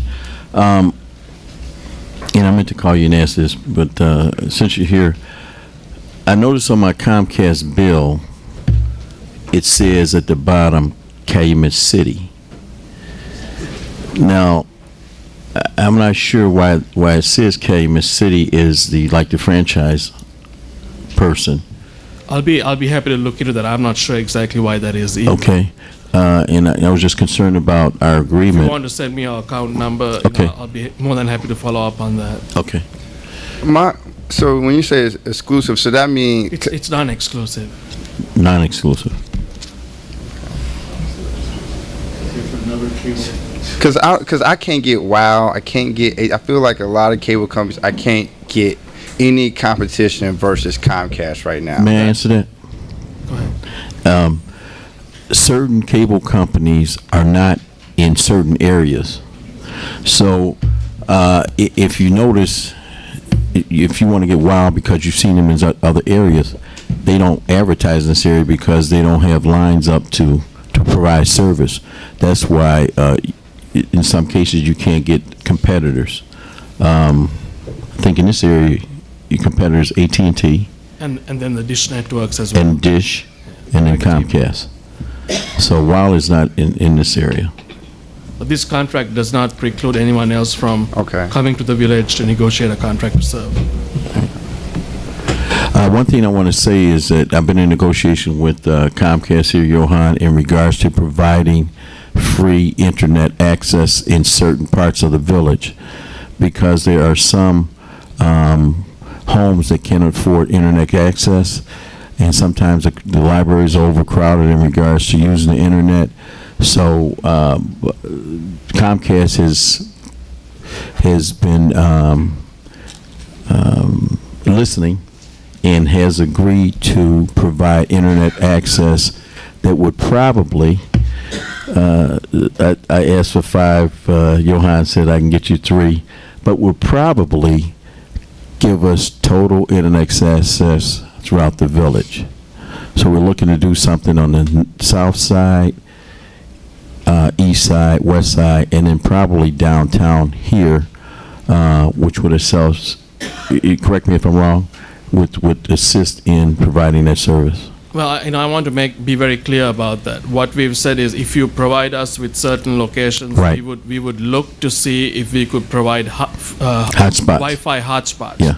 Now, there are certain limitations on that as well, because if you're a customer, then certainly you can utilize those hotspots. Yeah. If you're not a customer, there's a limit on how much usage you can use with utilizing those hotspots. So I haven't gone any further. I'm still waiting for locations Okay. on that, just to explore that option. I want to make it very clear that no Right. commitment has been made Okay, all right.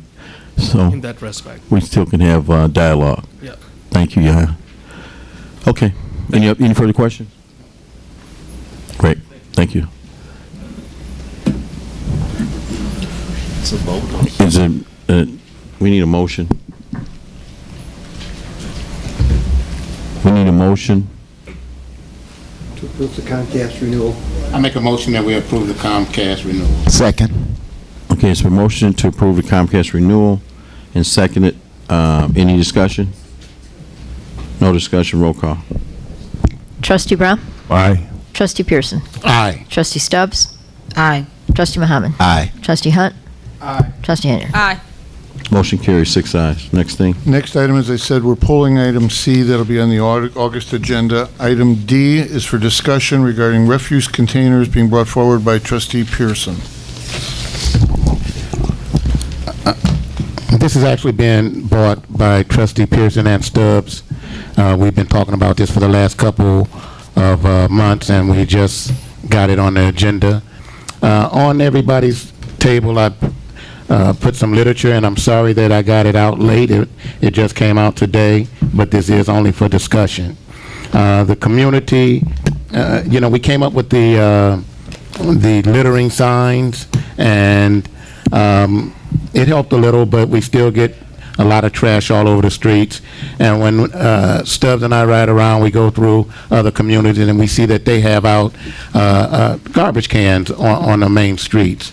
So what I did is I put together quickly the cost, and I wanted to put out 30, but they are very expensive.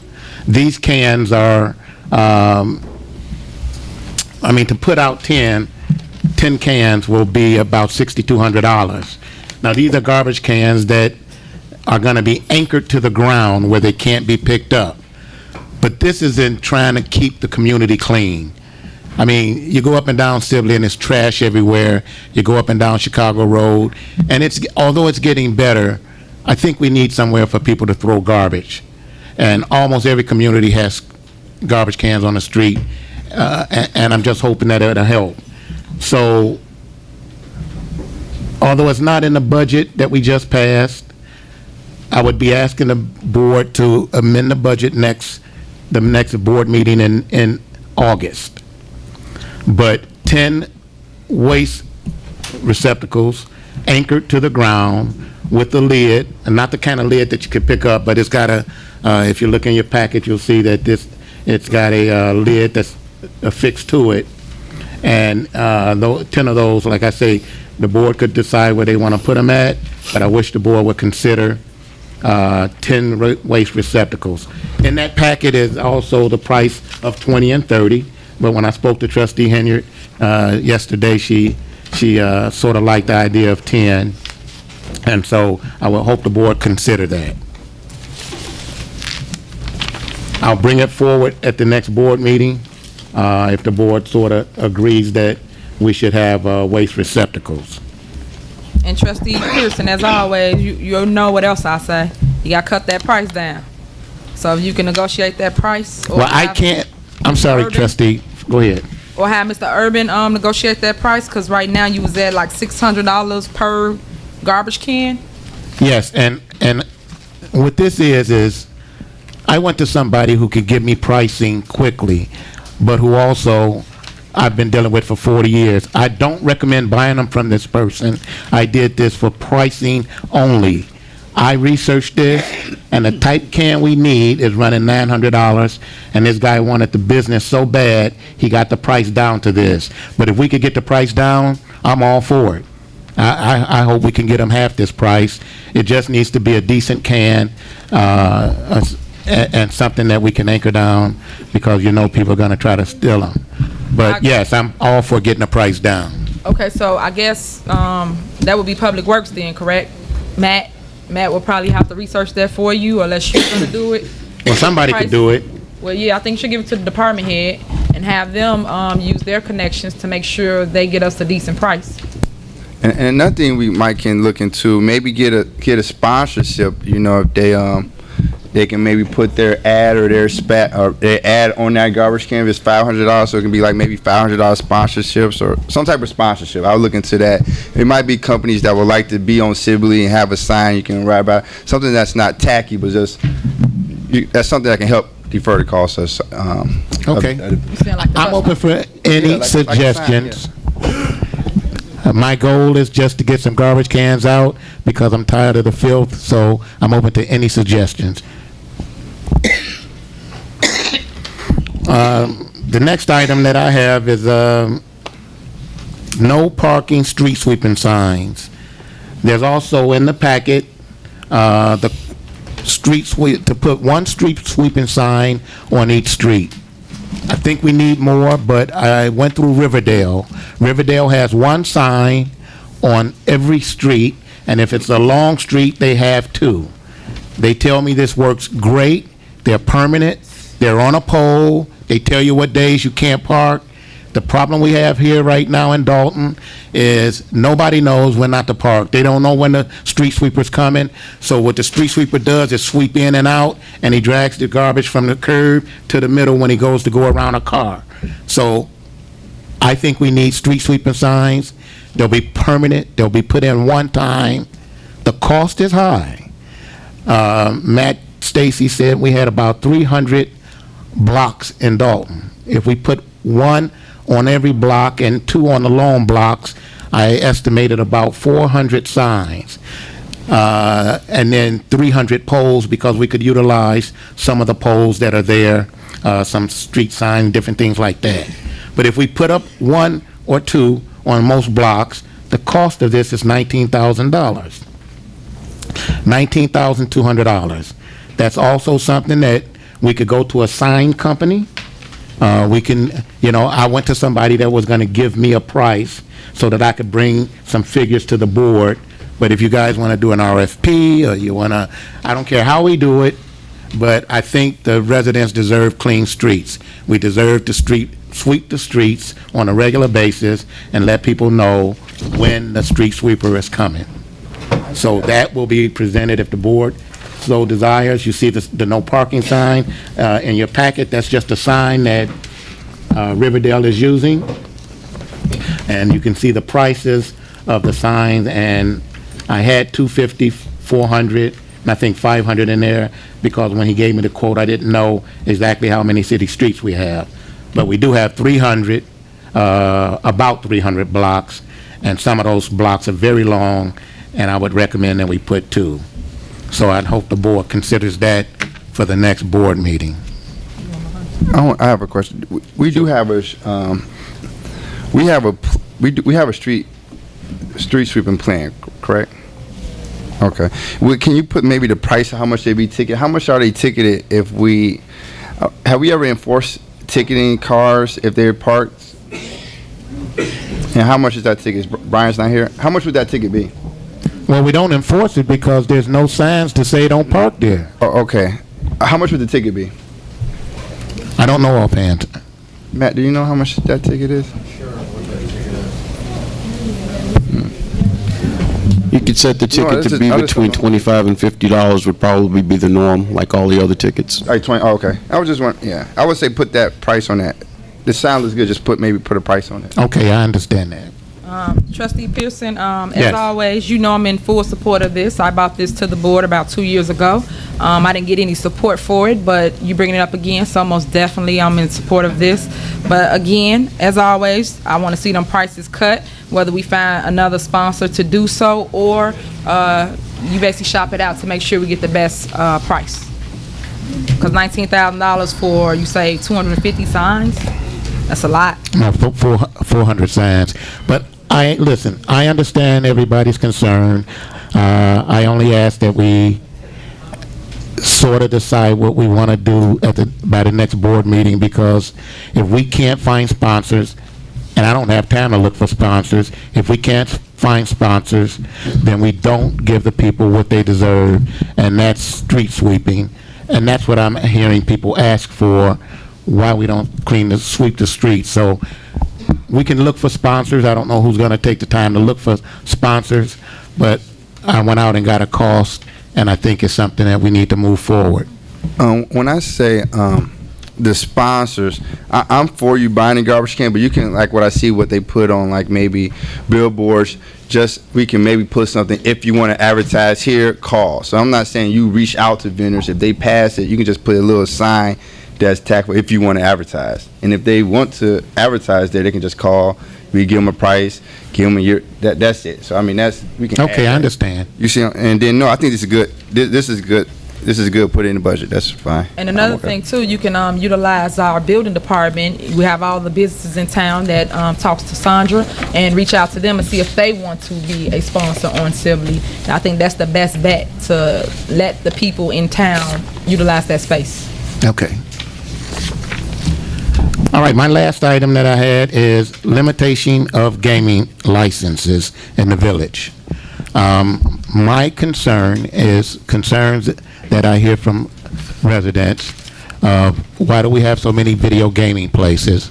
And so I wanted the board to have some input, and so far and if you look at your packet, you'll see that there's 11 listed on the packet, but there's actually 12 that's open, a 13th has a sign, and there's a 14th that is working on opening in the community. That's going to be 14 video gaming places in this small 4.8 mile radius of our community. I think that 14 is more than enough. I had no input in whether these 14 gaming places would open. The only one I had input on was Dottie's, which was the first one, I believe, or at least I thought it was. Now that I think about it, I think some of the other places did have them before we came into office. But I want the board's opinion of what they think about gaming in this community, whether we should continue to just let these things pop up all over the community, or whether it should be controlled by this board. I think that we need an economic development committee to so that the trustees have an idea of what's coming into this community, because right now we don't. Something can open up, and sometimes a resident tell me, did you know we had this? And I don't know. You're telling me something that I don't know, and I am being told as a board member, you should know. That's why we put you there. So that's a discussion that I think this board should have, and I'd like to know where the board members stand on it. Well, I'd like to correct you on regards to video gaming places. We only have 2 video gaming places in the village.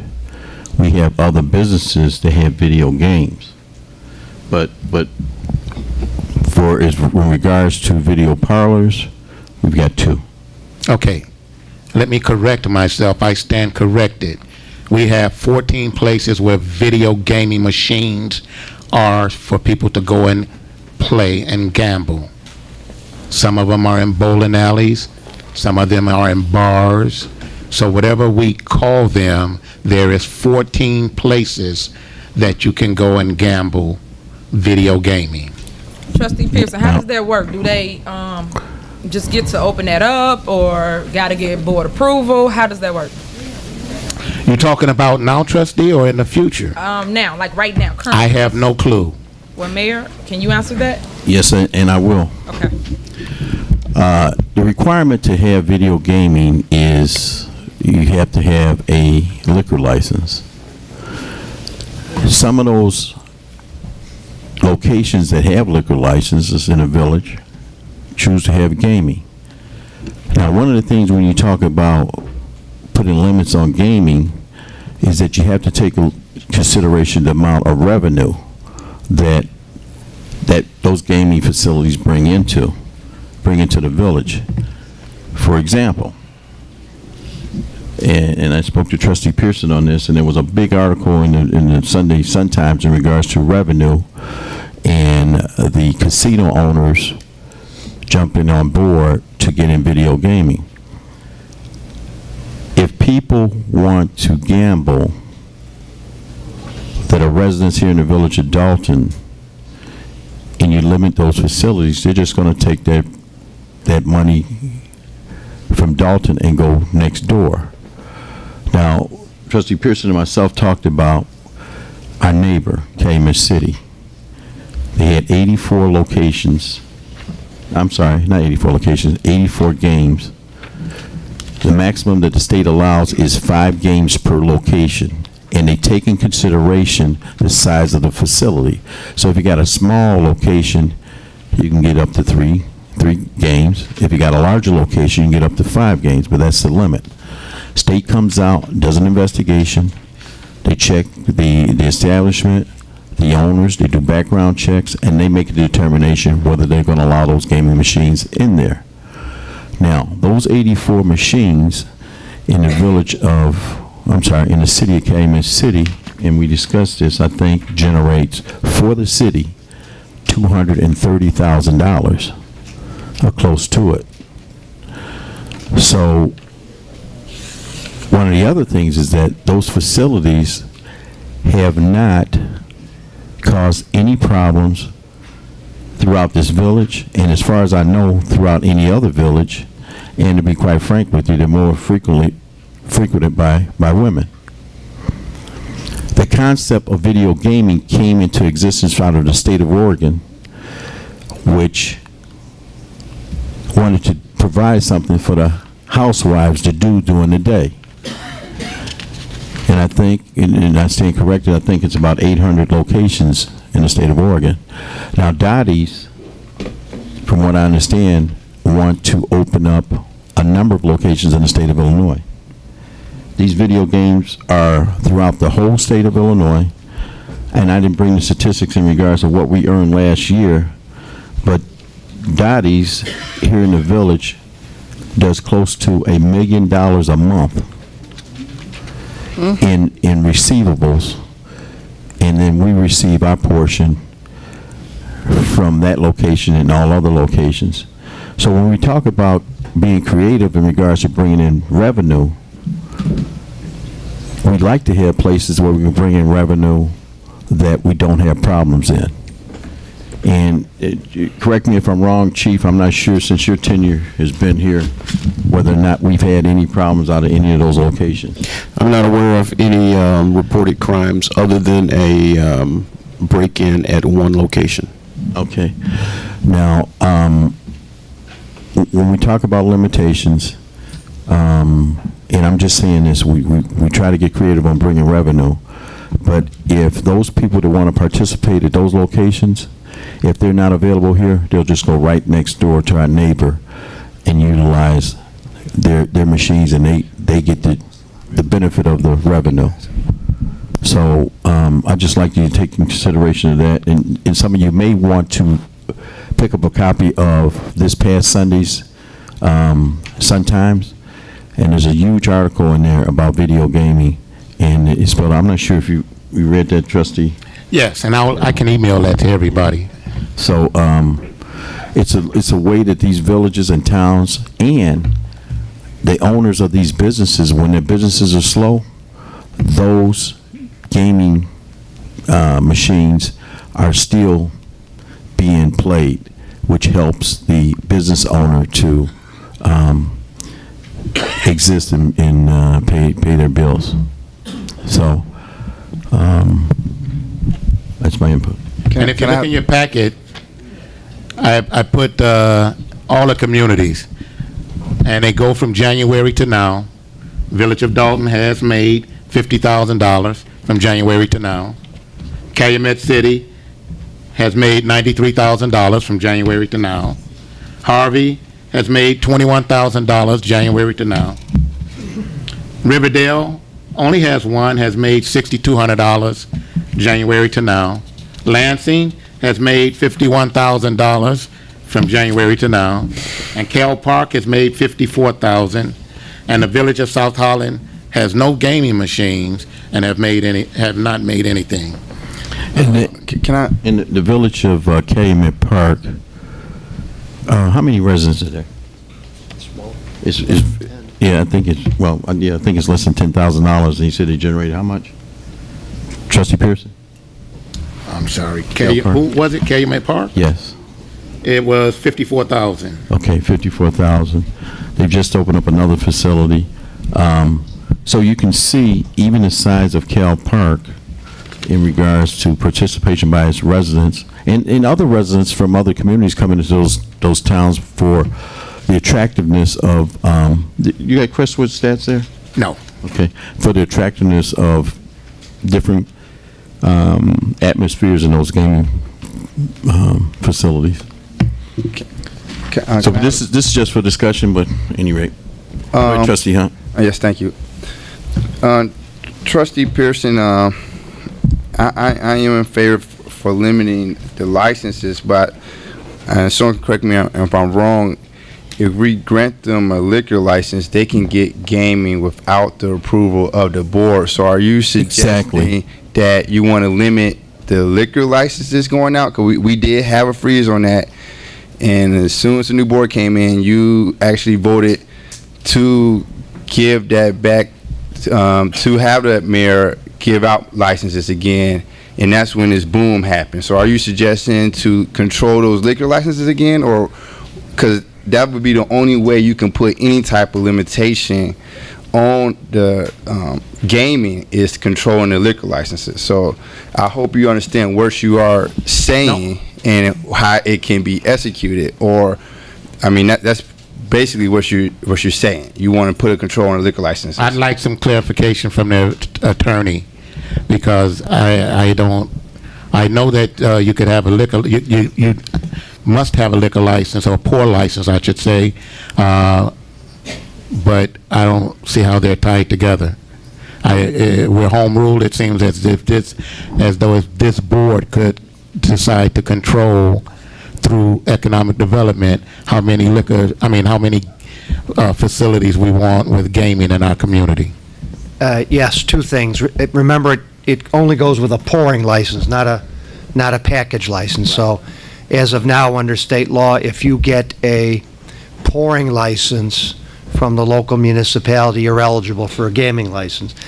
Going forward, because of our home rule status, one of the options we could have would be, in effect, to create a new classification of pouring license, which, whatever the letter it is, Class D prime, and that would be pouring license without a gaming function. But, the board would have to do that by way of passing an ordinance to that effect. And if somebody wanted a pouring license without gaming, then that type of license would be available. The article stated that there's gaming machines going into grocery stores, liquor stores that don't have pouring license, into gas stations, truck stops, and they basically these owners are asking to be considered to help them bring in additional revenue. Now, last month, our machines, and the attorney just gave me the figures, the gaming machines here produce a revenue for the village of $10,000. So if we average that over a 12-month period, we're looking at the possibility of gaining $120,000 in revenue. And that money can help in paying for raises, hiring more employees. But I think if a person chooses to participate in gaming, they're going to find a place to do it, whether it's here or next door. Well, I'd just like a consensus on the board, because I didn't ask for consensus on the other two items, but I'd like to know where the board stands on this issue. I Because guess if it's just me, I'm okay with it. I'm unclear. Are you asking to make a new, as the attorney? There's a couple of ways you can do this. Are you asking to limit the current liquor licenses, or create a new class of liquor licenses that would not include gaming? I mean, you're not, or you just asking for us what direction we want to lean towards, or what's your suggestion, or what are you leaning towards? Trustee, I want the attorney to tell me do whatever we need to do to limit having any more gaming. So I think he said, I'll let him talk. We pay him by the hour. Go ahead. Now, when you talk about limiting gaming, the only way that we can limit the gaming right now is not having any more gaming per se video gaming locations. Because it's just as someone mentioned up here, there are pouring establishments right now that don't have gaming. But if they choose to call the state of Illinois and they're in good standing with their taxes, their liquor license statewide, they can say, I want gaming, and the next thing we know is that they're here applying for a gaming license. So I don't think we can stop that. Because all the liquor establishments that pour don't have gaming.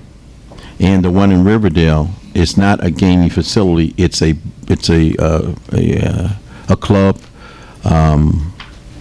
that has gaming machines in it. But they don't have a standalone gaming location or gaming parlor. So any other trustee has some input, and then Trustee Pearson wanted a consensus, kind of a consensus vote on this, so. I guess I'm just trying to get clarity so I can know how to respond, I guess. I don't really understand. If there's just say for example, Pepe's. The Pepe's in Calumet City serves alcohol. They have gaming machines. If this Pepe's here chooses to call the state because they serve margarita Tuesdays, they choose to call the state and say, we want to apply for gaming, they can do that. And if the state finds them in good standings, they come down here. The state approves them, they gives an installation date, and they come down here and make application for gaming license. Sandra, am I correct on that? Okay. So when you talk about limiting gaming, I think you're more likely referring to gaming set alone buildings. Attorney Murphy, what can we or can't we do, I guess, so that we can move forward? I think we're kind of talking about potentially 2 or 3 different things. Okay. If we're talking about somebody right now that's got a pouring license that for whatever business reason has chosen not to have a video gaming, I don't think it would be fair to them to deny them a gaming license because they're on the same footing as all the other pouring establishments in town. Going forward, the village has 2 choices. One, no more pouring licenses. If there's no more pouring licenses, then there's no more gaming licenses, right? No, because the ones that are existing right now. I'm talking about new ones. Okay. If we issue no new licenses, I think an existing liquor licensee who's got a pouring license should have the same right as the other existing licensees in town to get a gaming license because they're on equal competition with the other restaurants. On the other hand, going forward with potential new establishments, the board has 2 options. One would be to simply say, we're not going to have any new pouring licenses in town, and if there's no pouring license, there's no gaming license. On the other hand, I think using home rule power, the board could create a new class of pouring license in which that person would agree not to seek a gaming license and be ineligible for a license, and that new business could make an eyes-open decision. Do I want to come in town and sell food or serve drinks and not have video gaming? Unlike somebody who's already in town, they're coming in at the front end. They can make their own business decision whether they want gaming or not. So I think, I don't know, Robert, maybe do you want to clarify, are you talking about new establishments as opposed to existing licensees who just for one reason or another haven't gotten a video gaming license? There's 2 reasons somebody who has an existing pouring license doesn't get a gaming license. One is just a business decision. We don't want it. Number 2, they owe the state money. If they owe the state money on income taxes, lottery, or anything else, if you owe the state a penny, you ain't getting a gaming license. So I think maybe if you could clarify, are you looking going forward or not? In background. Well, yeah, background too, obviously, yeah. Okay. Let me try to make this as clear as I can. Every time I turn around, I see gaming, something else is new. You go to buy pizza, here's a new gaming place. You go down here, here's a new one. You look up, there's a new sign. I am tired of seeing gaming all over the community like that's the only thing we could have going. All money ain't good money. And so I think that gaming, and this is just my personal preference, I think that gaming preys on people who don't have the money to spend on it. Somebody's got $50 to pay a light bill, and they're trying to stretch it to 80, and they think if they run down there, they could spend 50 and make it turn to 80 real quick, and pay 2 bills, and they lose the 50, and then they get their lights cut off. And that's just an example. But I think that we don't need gaming on every block. And you look around, and gaming is beginning to open up somewhere, whether it's in a liquor store, or whether it's here, there. I don't care where it's at. I just think we're getting too much. And we're going to look around one day, and that's all we're going to have. And at least I think that this board should be notified when something's opening up like that, because we don't know. And I thought that this would be something that every board member would feel like they want to know about. It's no different than something happening and a trustee don't know. It's things shouldn't go on in this community without the board of trustees knowing about it. And that's my concern. Trustee Pearson, after your explanation, I concur. I heard the attorneys, which I wish we can all get a memo where the attorney Murphy laid it out in bullet points the way he did, and then juxtapose it to your concerns so that we can see both. Because as home rule, we got a little latitude, but based on the way that you explained it, I have to concur with you if you wanted a voice vote for right now. So yes, I concur with you. I guess my question is just clarification, Trustee Pearson, because the attorney basically said there's 2 ways you can do it. Are you, and I guess it gets to the point of, do you want the brand new gaming to stop, and you're okay with new porn establishments opening up? So that would mean that you're suggesting a new class, so we can continue creating new porn establishments, but they won't do gaming? Or are you saying you don't want any new porn establishments and gaming establishments? Because if you want to create a new class or no more gaming, you're going to be giving out more porn licenses that give more porn licenses. What I'm saying is, so I mean, it's 2 options. Did you want to just stop totally? So that means no more porn licenses and no new gaming licenses, or trustee? It's 2 options. You have to pick which one. Trustee, there's 12 listed on this sheet, but I told you there's 14. On this 12, there's 56 machines.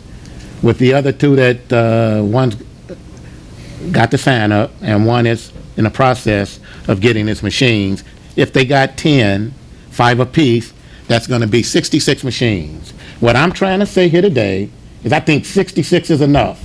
Whatever we got to do to not go over 66, create a new license, porn, I don't care what we do. I just think that 66 would be enough in this community. And that's what I'm trying to say. I can't say it any different. I don't write the laws. I don't write the ordinances. I don't know what we got to write as a community, but that's where I'm coming from. 66 to me would be enough in the community. If Pepe's came tomorrow, and he has just expressed a desire to me, he's been in this community for over 20 years. If he came tomorrow or went tomorrow to the state of Illinois and said, I want to apply for a gaming license, and if he passes the background, how do you stop it? May I understand what you're saying, but to me, how do you stop it?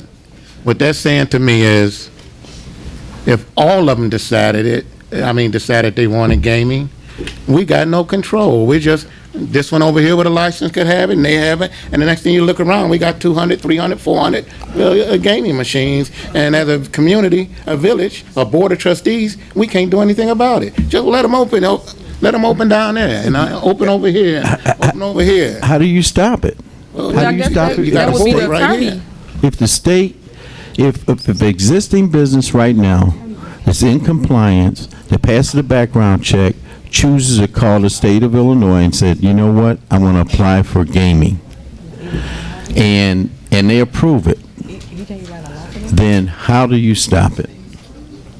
And be quite frank with you, the owner of Pepe's, it said, you know, there are some slow periods that gaming will help us in bringing in revenue for them.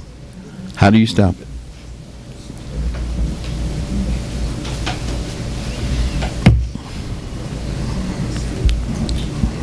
Mayor. Yes, sir.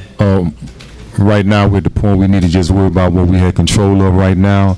And right now, you're the liquor license commissioner. We can start with not giving out any porn license. There's no more to give out, I don't think, Mr. Urban. I don't believe there is either. No, there's none to give out. Okay, well, that's under our control, so we can just stop right there. And now we got to go with the attorney. For what you're saying, Trustee Pearson, about using our home rule. Yeah. You have to wait for them to draw something up. Yeah, I agree.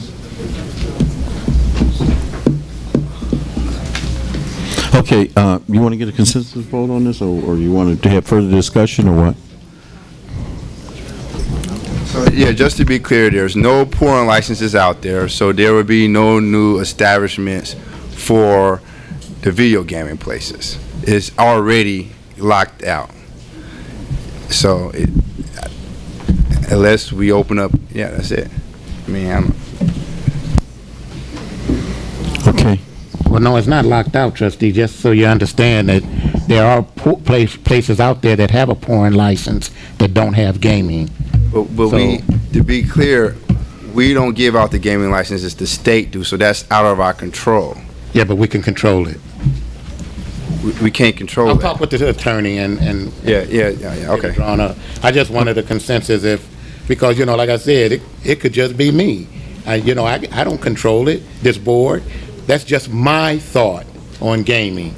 So the rest of you guys, I mean, y'all might say, all five of you, that you want gaming and you love gaming. I'm just trying to get a consensus if I'm the only person on this board that think that we got too much gaming. Okay, you want to take a consensus vote, or you want more clarification, or you want to bring this up again for further discussion? No, I think I know what I got to do with the attorney, because I've actually talked to most of these board members and I know where they stand on it. Okay. Where we at? We're gonna get a consensus vote, or you say you know where they stand? What do you? Yeah, I'm good. Okay, why don't we move on? Next thing on the agenda is mayor's report. Shot.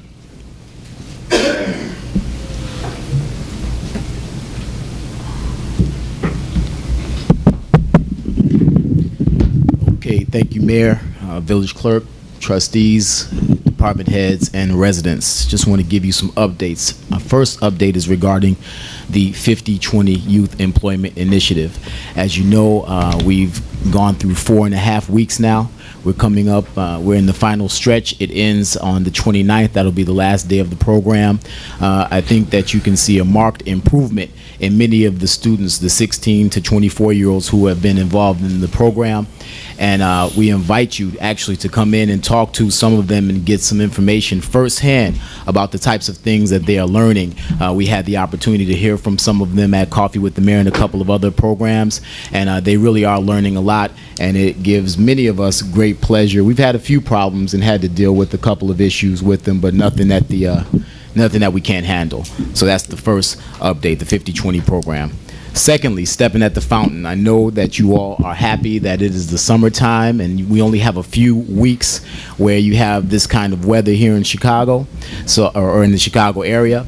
And so at the Dolton Fountain, we're inviting each and every one of you to come out and participate in stepping at the fountain. Bring all of your family members. You can also bring your children, but we need you to protect your children and watch your children if you're going to bring them out. So that we can have a good and a safe time, fun and food present. We had some wonderful food donations at the last Coffee with the Mayor. Not Coffee with the Mayor. See, I'm so tired of this meeting. I'm sorry. Forgive me. We at the last stepping at the fountain. at the last stepping at the fountain. It was really wonderful. Again, every single person is invited. We've had almost the full participation of all of the trustees. It's really wonderful to see everybody out there and having fun together in a unified manner here in Dolton. Third, the flea market is beginning to pick up. I want to thank all of you who have participated, who have come out. Of course, Saturday is our strongest day for a variety of reasons. We're inviting all of you to come out. We have a Saturday special, so you can clean out your closets and everything and come out, and we'll give you a break on the vending fee so we can fill it up and have something right here in the village that you can participate in. We have two upcoming events. I want to announce the Gospel Fest, August 14th. I don't want to say the location because there's still a couple of formalities as far as where it will specifically be, but it'll be someplace that you all are familiar with and that you'll all be able to get to. Please mark that on your calendar, August 14th from 2 to 7. We're inviting all the participation of all the churches and all their choirs. Please reach out to your pastors. We've reached out to a great many of them and tried to contact them, but we want all participation from all of those who lead spiritual houses of worship here in the village of Dolton. August 13th, I want to let you all know to mark your calendars. The 13th and September 11th, these are the next two Coffee with the Mayors. We're going to have a part 1 and a part 2, and it's going to deal with payday loans. Many of you have reached out to us and asked questions. Many people know individuals who have been victimized by payday loans or have complaints about payday loans and things of that nature. So we're going to ask you to come out. It's going to be a 2-part presentation. The first part is August 13th. The second part is September 11th. So that concludes my report on those brief announcements, Mayor. Thank you for your time and attention, unless there are any questions or further clarification needed. Thank you. Good, Dan. You had a question? That thing with Jesse White, the mobile Secretary of State thing, what is the date on that again? And can they deal with out-of-state license? That was one of the different here. Yeah. Can they do the out-of-state license? That is this Wednesday coming up. It's this Wednesday coming up. Yes, it's this Wednesday. And I know just right afterwards, I'll get the forms that are required and what you can do and what you can't do, and I'll talk with you right after, whenever this is over. We'll go ahead and talk about it. One of the things. Okay, all right, either way. Yeah. Yes, sir. Yeah, and that's happening Wednesday at the old Village Hall. Is that correct, Chief? That's correct, Mayor. And what time is it? 10 a.m. to 2 p.m. 10 a.m. to 2 p.m. Now, from what I understand, you can take care of probably 95% of the things that you would do at the Secretary of State's office. One of the things that I asked that everyone to consider is to be a donor and indicate that on your driver's license that you are a donor, because when things happen, and it could be someone in your family that may need an eye, a liver, a finger. It helps when you make those considerations of being a donor, and it can be noted on your driver's license. Okay, that's it for Mayor's address. Next thing on the agenda is a citizen's address. I ask that you keep your comments to 3 minutes, and we get out of here.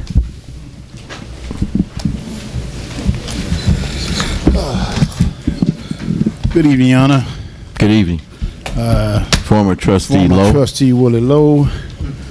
Y'all know I wasn't too happy with the Melanie thing, because the fact is it was named after our late mayor's daughter, and I know you all had a celebration, and didn't invite. I don't think they invite Deborah Green, Trustee Deborah Green, to participate, and it was set up.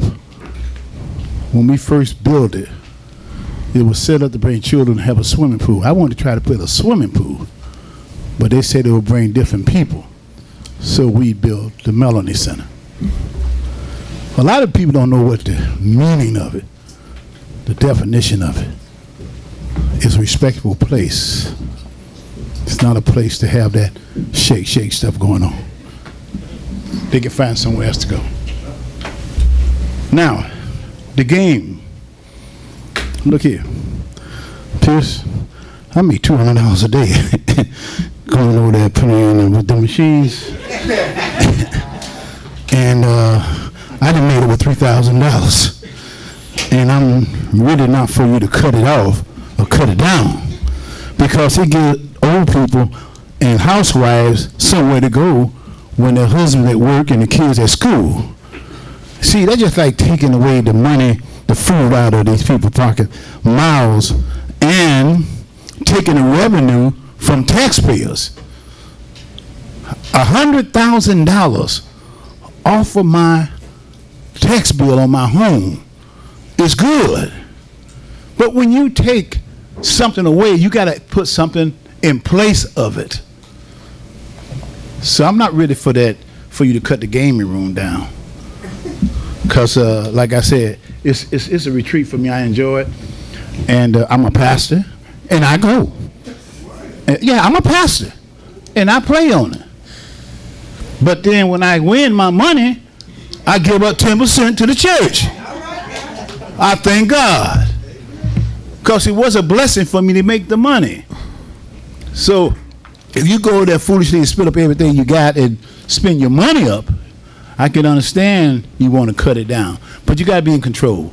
You got to control yourself like you control your religion, control yourself, and believe in God, that God bless you with it, and that's it.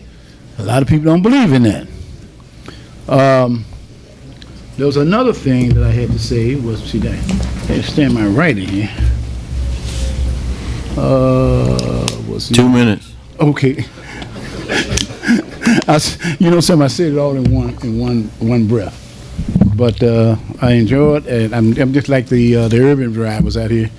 They want to stop that for them guys making money. There was 10,000 jobs, and they didn't beat that. So if you're going to cut something, please have something in place of it. Trustee, have something in place of it. Thank you.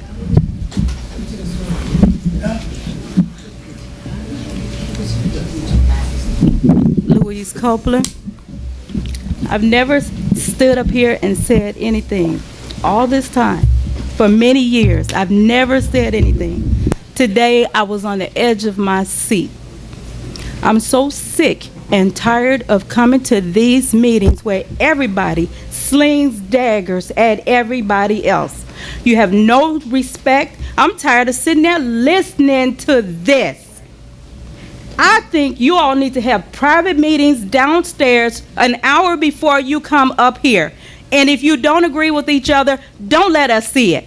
Because I'm tired of it. You all have no respect for each other. You sling daggers. If he asked a question, everybody is all against him because he has a right to say what he wants to say.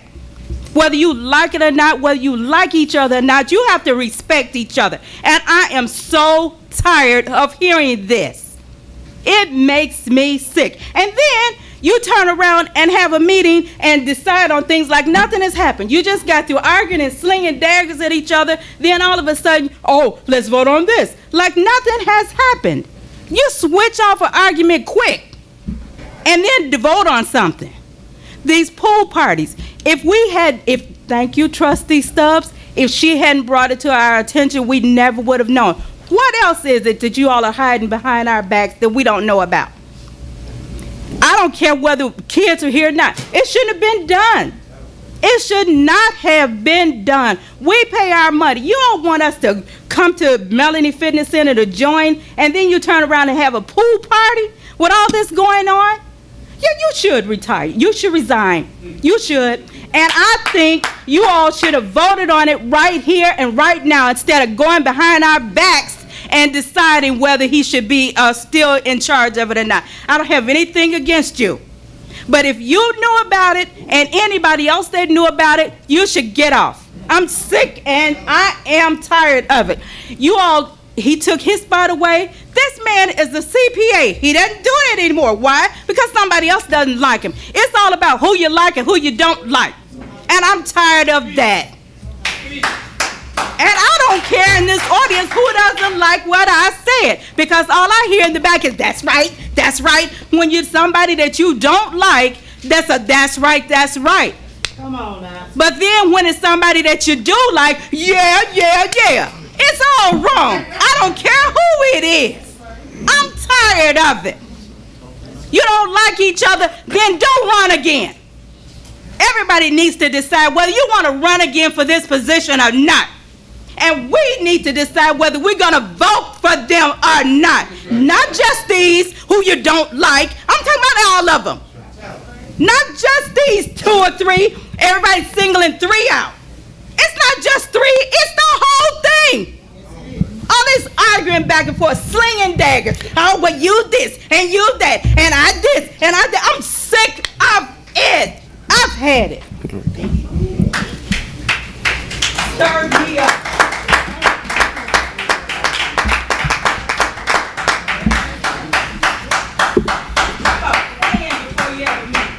What the hell? Thank you for this opportunity to speak to you. I'm Don Shaw. I just actually wanted to just express my opinion regarding the situation regarding the Melanie Fitness Center. I spoke to Trustee Muhammad earlier today, and I have to tell you that the man gave me a full and accurate account of exactly what happened. He told me exactly some of the things that he did miss. He told me exactly some of the things that he didn't know. And I think this man is of great character, and his son, Ishmael, I'm also a member of the Melanie Fitness Center. He's a great character just as well. But that doesn't take away except being accountable for your actions. Now, over the phone, you did tell me that you apologized for it. You say you laid down on a sword. But no one else on this board has admitted responsibility for this. Was it just Trustee Muhammad? Yes. It was just him completely? Yes. So the village administrator didn't know anything about it? No. The mayor didn't know anything about it? Excuse me, I'd like to speak for myself. I knew nothing of it, Mr. Hunt. But you should. You really do. You expect me to go there at 9 o'clock at night and stay till 3 a.m.? You don't pay me enough for that, sir. There you Okay. go. Sling it again. 1 second. And him. And also, just to continue my point, as a resident, I feel disgusted by it. As a member of the facility, I feel disgusted about it. And the most I feel disgusted about is that this facility was named after my cousin that passed away. And to see that I think it's very disrespectful. But I don't like to just belabor the point. I want to get to corrective action. Proper oversight. How many members on the board is actually a member of the Melanie Fitness Center? Just one. I am. You are as well.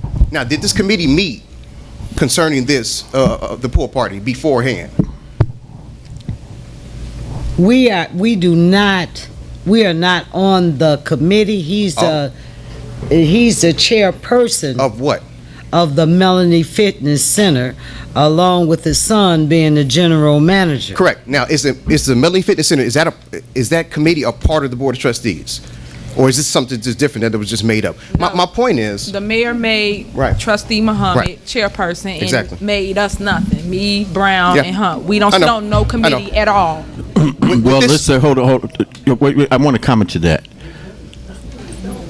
I want to comment to that because the mayor made us nothing. When we came into this office, I asked each of you, what committee did you feel comfortable in sharing? Or what committee did you want to chair?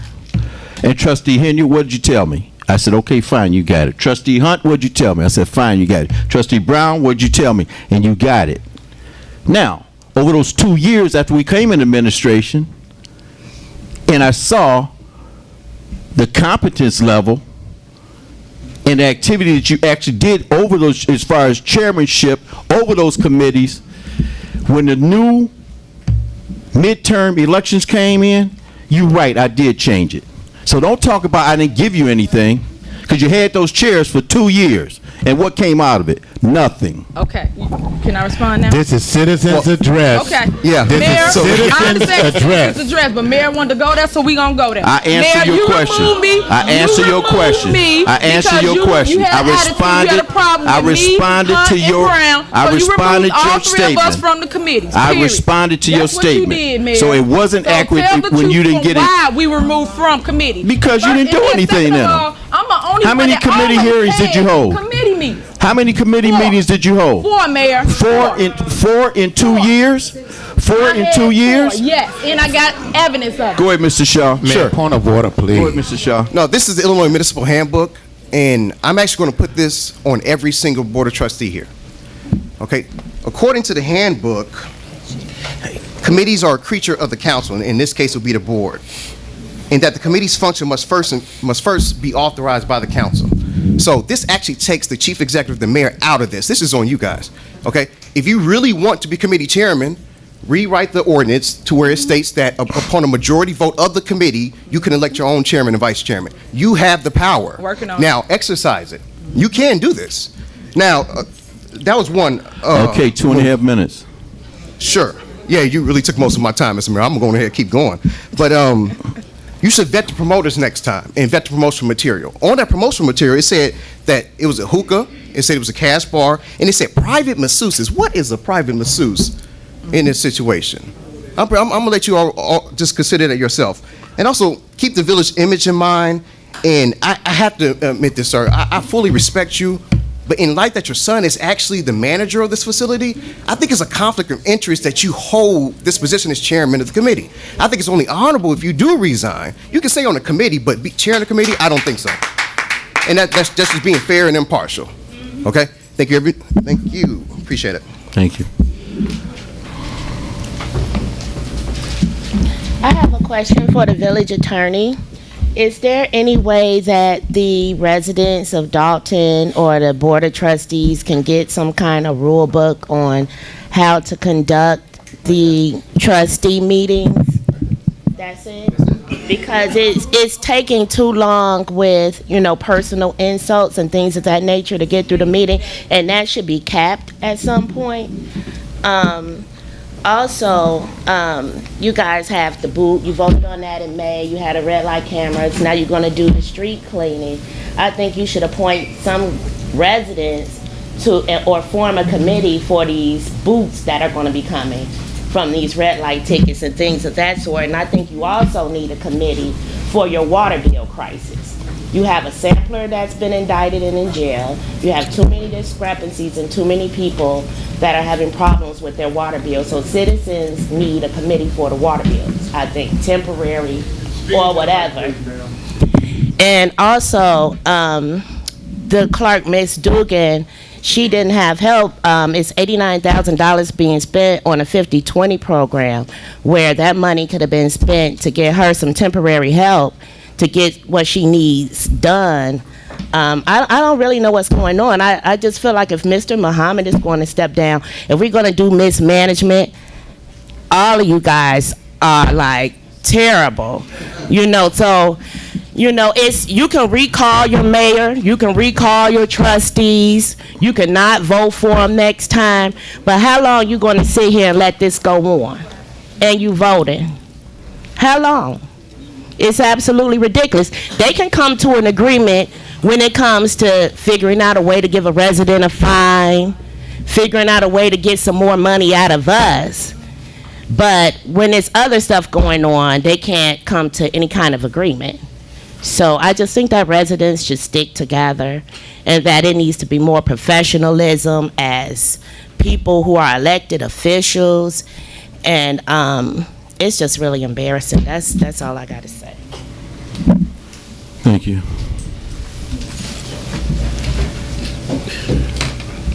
Good evening. My name is Arlecta, and I'm up here because, I've been a member of Melodies for over 8 years. Pull your mic down. I have been a member of Melodies for over 8 years. I sat in this audience about 4 years ago when Melodies was on the chopping block to be closed. Now, I don't know anything. Let me say this. As being a member for 8 years, I didn't even know you could rent the facility. And most of the people who I know who go to Melodies don't know you can rent the facility. And to say that there should be no adult parties, no X-rated parties, I'll agree. But they had a party there probably 5 years that was a fundraiser for Melanie's. And it was a pool party, and it was a nighttime pool party. They sold tickets. There was no alcohol. There was no booty shaking. There was no marijuana. It was a beautiful party. So I do think that rules need to be established as to what should go on and how it should go on. But to make blanket statements about no adult parties, that indicates that you think every citizen that lives in the village of Dolton wants to shake their butt and pay them a private masseuse. That's not how we are. And most members of Melodies don't go there for that. Now, it is Mr. Muhammad's son. Whether that's a bad judgment or not, I don't know. But the flip side of that is I do know this. I've been in Melodies for 8 years. One of the standing people that has been there has been Mr. Mohammed. He put in programs, he brought in people. He was one of the main people to fight to keep Melanie's open. So you got to put it in both hands. He might have had a bad judgment call, and that needs to be dealt with, but he is one of the reasons why Melanie's is still functioning, because without that, Melanie's was on the chopping block. They was selling it. They was finding an outside person. It is workable now. We have working machines there. We have wonderful classes there. We have a better membership. So you got to consider all of it. When a person does something wrong, you can't just say they did this one thing wrong, so the other 10 things don't matter. If that's the case, none of us are functionable people, because we all fall short. So I'm done with that. The fact that that party should not have happened, you all agree that that party should not have happened. You all agree that won't no more of those parties happen. Now what you need to do is figure out where we go from here to make Melodies workable, because it is a good facility. It works good for the people. Mr. Muhammad is one of the reasons why it works good for the people. While everybody wants to say he should retire or resign because of his son, well, I don't know, maybe he should fire his son for the bad judgment, but to say that it's totally on him, that's not right. Because if anybody owns a business, you own a business, you know you can set something up and your manager can go against what your principles are. So you get rid of the manager, you don't get rid of the owner. So it's the same procedure should be followed handling this situation. I again say I've been in Melodies for 8 years, had no idea you could rent the facility.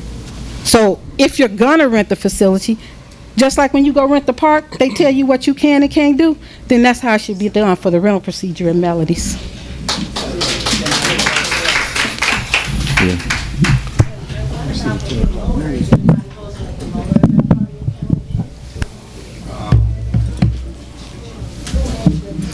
Good evening.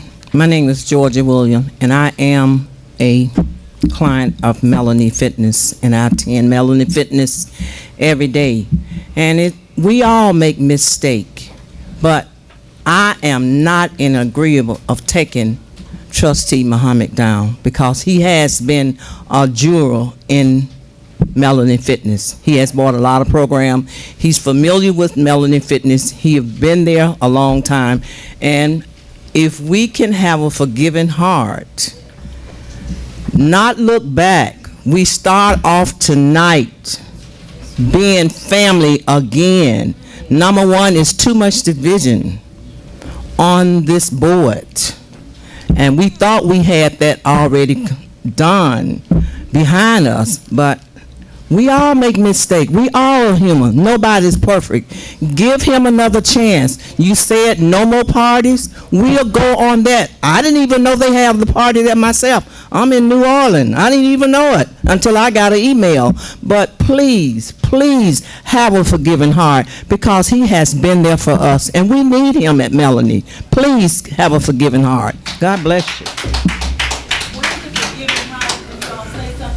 Trustee Hunt, or against Henry, or against Brown. Where is the forgiving heart there? Where is the forgiving heart there? Okay. Go ahead, Ms. Creighton. Good evening, Mrs. Creighton. My question to the trustees this evening, and I'm going to echo what everyone else has said. We move forward. The emergency meeting that was called brought some things the mayor said he didn't know, and other people said they didn't know. So moving forward, now I would hate that one of us didn't wake up after we laid down tonight and we stood before the Lord, and he would hold us accountable for those things that we've said or we didn't say, or we did or we didn't do. We have to move forward, and we have to put each one of our feet in each other's footsteps. Can I just say this, No, Ms. no, no, Creighton? this is public participation. I mean no fault to anyone. Now, and I just came up here also to set the record straight. I don't know who invited the news, but it wasn't I. I don't like airing dirty laundry. I don't like doing that. I like us all coming around the table to reason together. Clerk Dugan, I felt your hurt, your disappointment, your pain, and I'm honored that you have been the clerk. I've seen what you have done, and I am familiar with what your responsibilities are. See, everybody say Miss Creighton, and I'm a joke and I'm a troublemaker. But I've been a citizen of this village for over 32 years. I've advocated for children and families. I ask for people to support out of the goodness of their and sincerities of their heart. But my question is to you. Trustee Pearson, you asked about garbage cans and things like that could help the village. Why don't we ask the Trustee Henyard and Trustee Hunt, those individuals, or Trustee Brown, or whomever, you asked for a consensus of the board this evening. Why? I get frustrated because everybody says what we can do, but when you put your hand to the plow and work it, then it all can get done if we do it together. I raised my hand to be a part of the special events committee, and there was a chuckle with that. Okay, but you know what? I've lived here for 32 years or more, and we've raised 6 of our children and our grandchildren here. So I take much stock in what happens in the village of Dolton. I'm not throwing any daggers at anyone, but my concern is that we all work together. Everybody has a personal agenda, or not. But we come together to reason together. This is not a joke. We know how politics is. And Mayor, I think you referenced it a couple of meetings ago. It's an election year, and you know some things are going to happen. Divided we united we stand, divided we fall. And understand that the Lord says that we do not build our castle, our place, on somebody else's shoulder. We don't tear each other down. Don't tear anybody down. I'm going to say my comments because I know Robert's Rules of Order. Yes, I do. I know Robert's Rules of Order, the dummy portion and the real portion, okay? So understand this. I love each and every one of you. I'm going to hug you. I'm going to say what I don't agree with. That don't mean that I'm right or wrong. That's my opinion. So to the trustees, to the mayor, I pray for all of you, all of us, and the citizens of the village of Dolton, because I want us all united. We talk about young people. The 50-20 initiative is the best thing that this village could have ever done We've for passed young the 3-minute people. mark, Ms. Thank Creighton. you. Thank you. Thank you.